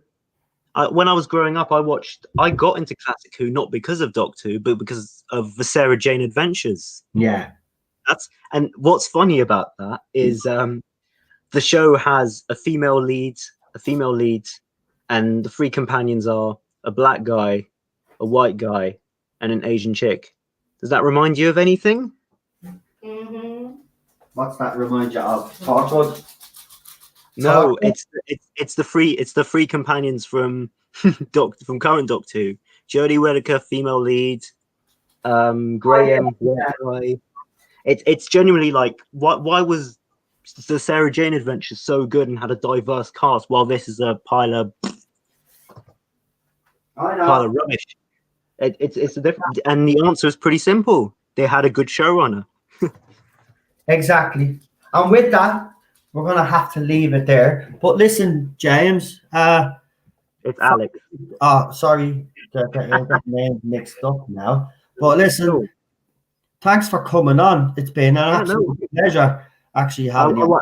I came on because I represent the younger side. I'm between the age of 20 and I'm 23. I'm 23. I'm a young guy. And I don't think enough young people defend you as a more Classic Who fan. So I thought I'd come on and give you a bit more support. Well, listen, I'm glad you came on because I do like having younger fans on because it is nice to hear what their point of view is. Because of course I'm an older fan, so it is nice to see that that even though we're different generations, that we actually kind of agree on the same things that are wrong with the show. I just wish a lot more of your generation actually had your smarts, mate, and actually looked at it for what it is. So do I, brother. It is Doctor Who. Don't care what anybody says. It's Doctor Who name and only. The rest of it is just rubbish. But listen, if you want to plug, have you any channels to plug or anybody you want to plug or any social medias that you want to plug there? I mean, my Twitter's at CFCLex. You can follow me if you're interested in seeing me rant about football and get pissed off about how stupid the world is right now. That's all I have. I know you're a United fan, so sorry about midweek. Yeah, I know. Say nothing, man. Say nothing. It's like I say nothing. Most of my friends are all United fans, so I kind of I also relate to them. Do you know what it's like for a United fan now? It's like we will get a win, right? It's like one step forward, and then it's like 2 defeats in a row. Now, a lot of United fans think we're going to beat West Ham the weekend. I've got a funny feeling we're going to be beaten because West Ham have been playing very well. Probably, in my opinion, this is going to come across as no surprise to anybody, but I think he should. Listen, we got a choice as Man United fans. Do we wait? And I actually find it funny that I actually compare like the BBC, like the Doctor Who right now to Manchester United. Is like the BBC is the United board, Chris Chibnall's Solskjaer, and Jodie Whittaker's Paul Pogba. That's the best way. I agree with you. It's absolutely useful. Listen, but I suppose some fans out there will say we deserve it because we were so successful for years, and it's our turn now. I mean, it's happening to Arsenal. I'm happy it's happening to Arsenal as well. Yeah, but in fairness, I honestly believe that if we had a better manager, see, here's the problem we have: do we give Ollie the time to make the mistakes, get them out of the system, and actually come up with a tactical plan that works, or do we sack him, get in someone that actually has a bit of experience, and get this team that I believe is good enough to get into the top 4? Get a manager in that can get us in there, because we need. Even today, he tried to say we were consistent. He must be on drugs. We win 1 game and we lose 2 games, and it's annoying me. But listen, I'm going to leave it at that because nobody likes me talking about football. I'm already losing viewers because I'm talking about football. So I'm going to stop and I'm going to say Lex the Penguin Soldier. I love that name, by the way. Thanks there's a bit of meaning behind it. But that would have been the name of my YouTube channel whenever I make it. Yeah. Well, listen, as I said, you've been on once before now, so we know who you are. So if you ever want to come on, we do this format every Friday. You're more than welcome to come on again. Yeah, of course, mate. And I have one more question to ask you. Right. Why don't you follow me on Twitter? On Twitter. Right. I will follow you on Twitter, sir. No Thanks. Problem. Thanks, bud. I appreciate that. I'm just toying with you there. I know, yeah, I know. Thanks for coming on. I really do. Yeah, no worries, brother. I'll whenever I might come back in the future. Whenever if you need a younger voice on one of your streams, my DMs are always open. Not about it. And listen, as I said, you're welcome to come on this every Friday. It's an open format. So if you have anything that you want to talk about that's happened during the week, it doesn't necessarily all have to be about Doctor Who either. I just want to point that out. You can talk about Marvel, DC, whatever is going on out there in TV land that has rubbed you up the wrong way. You can come on and rant here and vent here. That's what this channel is here for. So listen, as I said, thanks for coming on, and I really do appreciate it. And listen, you enjoy your weekend and stay safe. Yeah, thanks. You too, mate. I'll think of you if United win. Thank you. And if we lose, go easy on me on Twitter, won't you? Oh, of course, I'm fine. Don't worry, my friend. I'm fine. I'm more worried about my team. Don't worry about it. Yeah, I think. Yeah, I know, man. It's crazy. Football this season is going to be really crazy. But go on. It's all over the place. Yeah, that's it. Right, I'll see you later, pal. Thank you. Thanks, mate. Pleasure. Thanks for having me on again. Not a bother. You're more than welcome. See you. Thank you. Bye. Thank you. Right, let's bring Lee back on. Lee, great night tonight. Yes. Sorry, I was on mute. I caught him when he was eating. Yeah. Hey, Lee. Hello. Great calls. Really great calls. Adam, great call.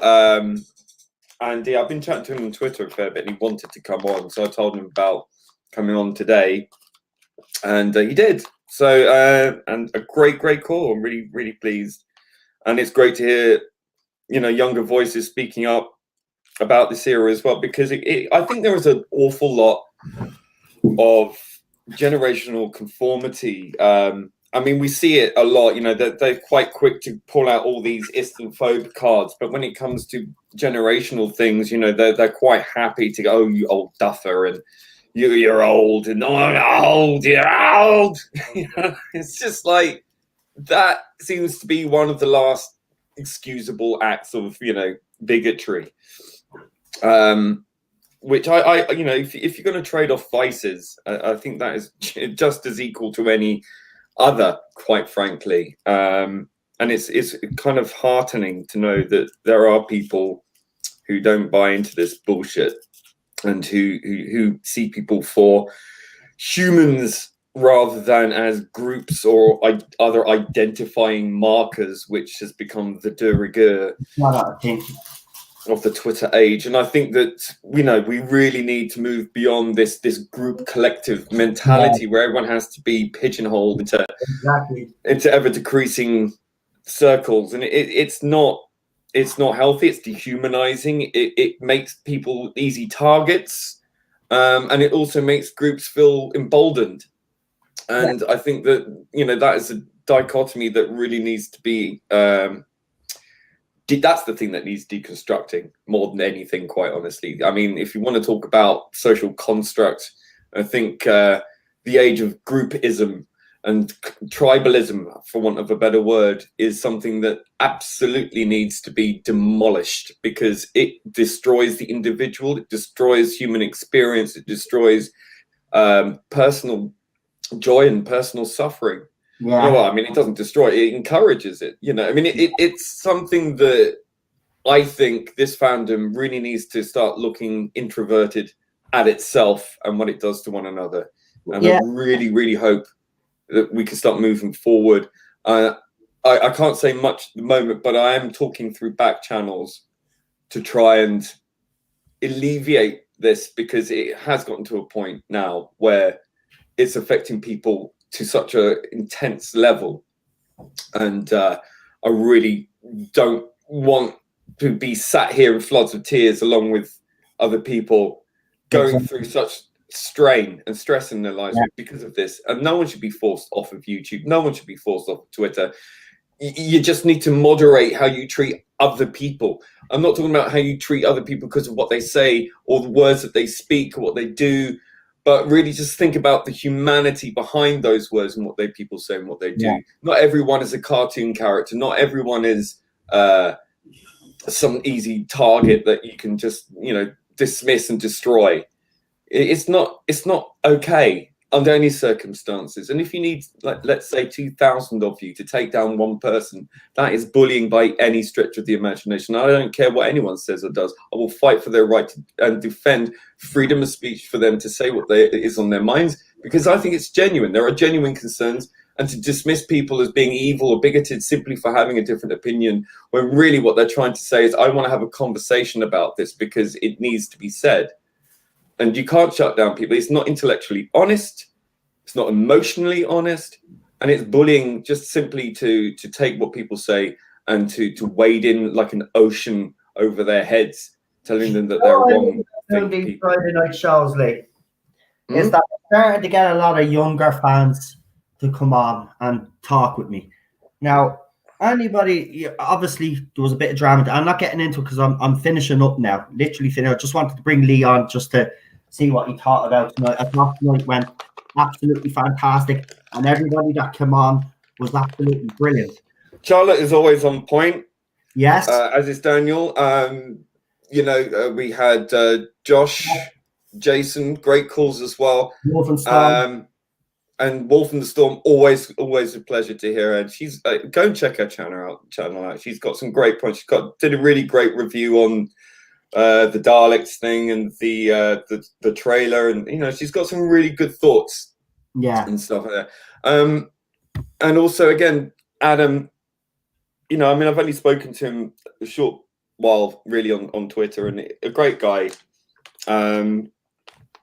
And he says he's the youngest member of the fandom, and it's probably not, but it's a good tag.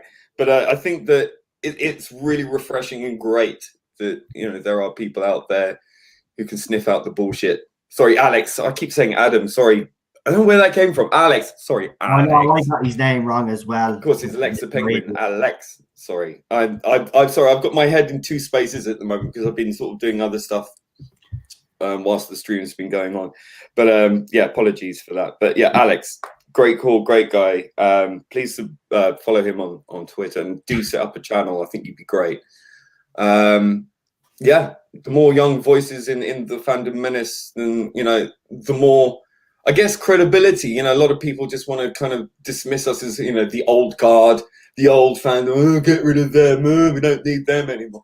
I don't think that's true at all. I think anyone who is intellectually honest and actually wants to look at the arguments that are presented and can make their own mind up for themselves, I don't think it's got anything to do with generational thinking at all. I think as long as you critically look at things, I think anyone can concede points on certain things if you actually talk about them properly and honestly. Exactly. And that's what I want to encourage in this fandom now. Like, you know, people, instead of throwing all these stupid terms around at each other, name calling, all this bullshit, we should sit down and fucking talk and try to find a bridge and to understand each other. Because if people did that more often, there wouldn't be all of this perceived nonsense and bigotry and this and Islamophobia. You know, if you actually get to understand a human being at the fundamental level and try to understand where they're coming from and try to find that relationship, you'll see the human behind the words, behind the avatar, right? People are real people. They're not just cartoons on a platform where you've got a 20-odd character, whatever, 100 limit, whatever it is, bullshit. Like, you cannot get to the depths of somebody's person through a fucking character limited platform like Twitter. It's bullshit. How many times have you ended up with an argument with someone in text, right? You having this fucking furious online texting battle and you say things and it gets taken out of context and then it leads to something else and and you fall out. Yeah. Oh, someone, just before we finish up, but someone tried to send Eddie the video that they've taken out of context about me remarks about China, and Eddie basically said, well, I'm not going to tolerate little shit stirrers, and block them. I just want to say thank you to Eddie as well, because at the end of the day, a lot of these things are taken out of context, and the reason why I love doing the Tardis Zone talks out of every, I believe it or not, this is my favorite night, is because I know I get a mixed group on. I know that I get, everybody gets a chance to talk. And by the way, James is also 25. So we've got a lot of the younger fans that are coming on to me stream. You know, they might have heard stuff about me online and said, oh, I'll check this guy out and see what he's like, you know. And then they've made up their own mind and they could see that I'm not any of these things. And I think Friday night's kind of highlight, and I'm not being big-headed here, but I think Friday night kind of highlights how easygoing I actually am, because it's a different format. It's a far more relaxed than the normal streams that we do, or when we're complaining about something. This is just fans, doesn't matter what their age. And here's the thing we all have in common, though. We all have Doctor Who in common. So, I mean, we do have that one thing in common, and I think we should build on that. So I'm glad that these younger guys are coming on, and we've had Emma who's been on as well, and the rest. So with mixed bag tonight, I really did love tonight, I have to say, and thank you, Lex the Penguin Soldier, and all of my other guests, James Watkins that came on as well. Absolutely fantastic. Wolf and Storm, Daniel, Charlotte, Josh, and you, Lee, as well, because obviously you started off. And I will just say as well regarding that time. Look, you and your wife are extremely vulnerable to this virus, extremely vulnerable, and you were frightened. I don't think you would shy away from admitting that. You were angry.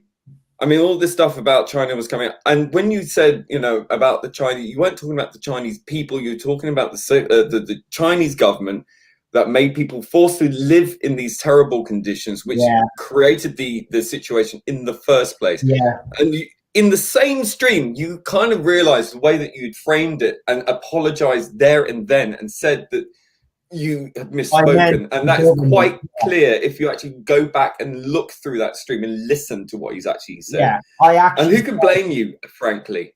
Who can blame you? Listen, I was around during 9/11, right? There's a lot of anger and things that were said then when it happened. People said a lot of things that maybe were not the right thing to say, but people were scared, people were angry, and people were saying things out of fear and anger. It happens. Doesn't mean you're proud of it. Doesn't mean that you believe in that. It's just a lot of things get said when the chips are down, right? That's the way it is. And, you know, I can't sit here and defend every single thing that Noel said or not said or whatever. It's nothing to do with me. He said what he said. He's got every right to express himself the same as anybody else. And I'll fight for him tooth and nail for his right to say whatever is on his mind. I would never want to live in a world where you are afraid to speak your mind, quite honestly. That is not a world that's worth living in. Exactly. And with that, we're going to leave it at that. I wanted to give Lee the last word on this stream. And thank you for all your betting. And I have to say thank you to all you guys that did actually cooperate with Lee. Because, you know, obviously with all the stuff that was going on, we just had to take precautions. But I'm so delighted that you all did what was asked. And thank you again. I just want Are you eating again? No. No, I'm not eating anything. No, I'm swallowing. I'm not swallowing anything. No, I'm trying to not eating. But listen, yeah, because it's dinner time. You know, sometimes I do these streams during dinner time, so I try to time it when someone's talking so I can munch away. But we're going to leave now. So tomorrow we have this.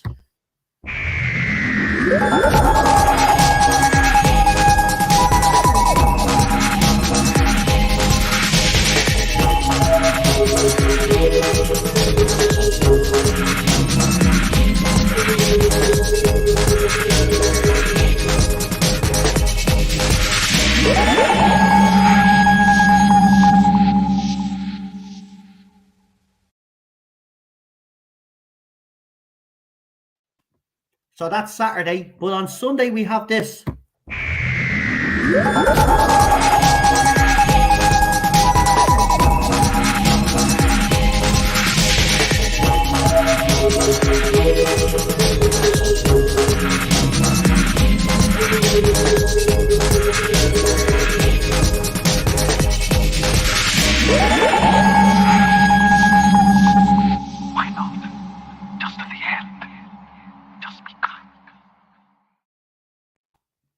Wise words from Capaldi there, and we'll leave it at that. So I'll say good night to you all. Lee, say good night.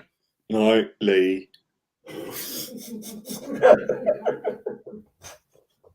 He's trying to make me choke you. Feckin', I'm going to kill you. Of course. He wants to take over the channel.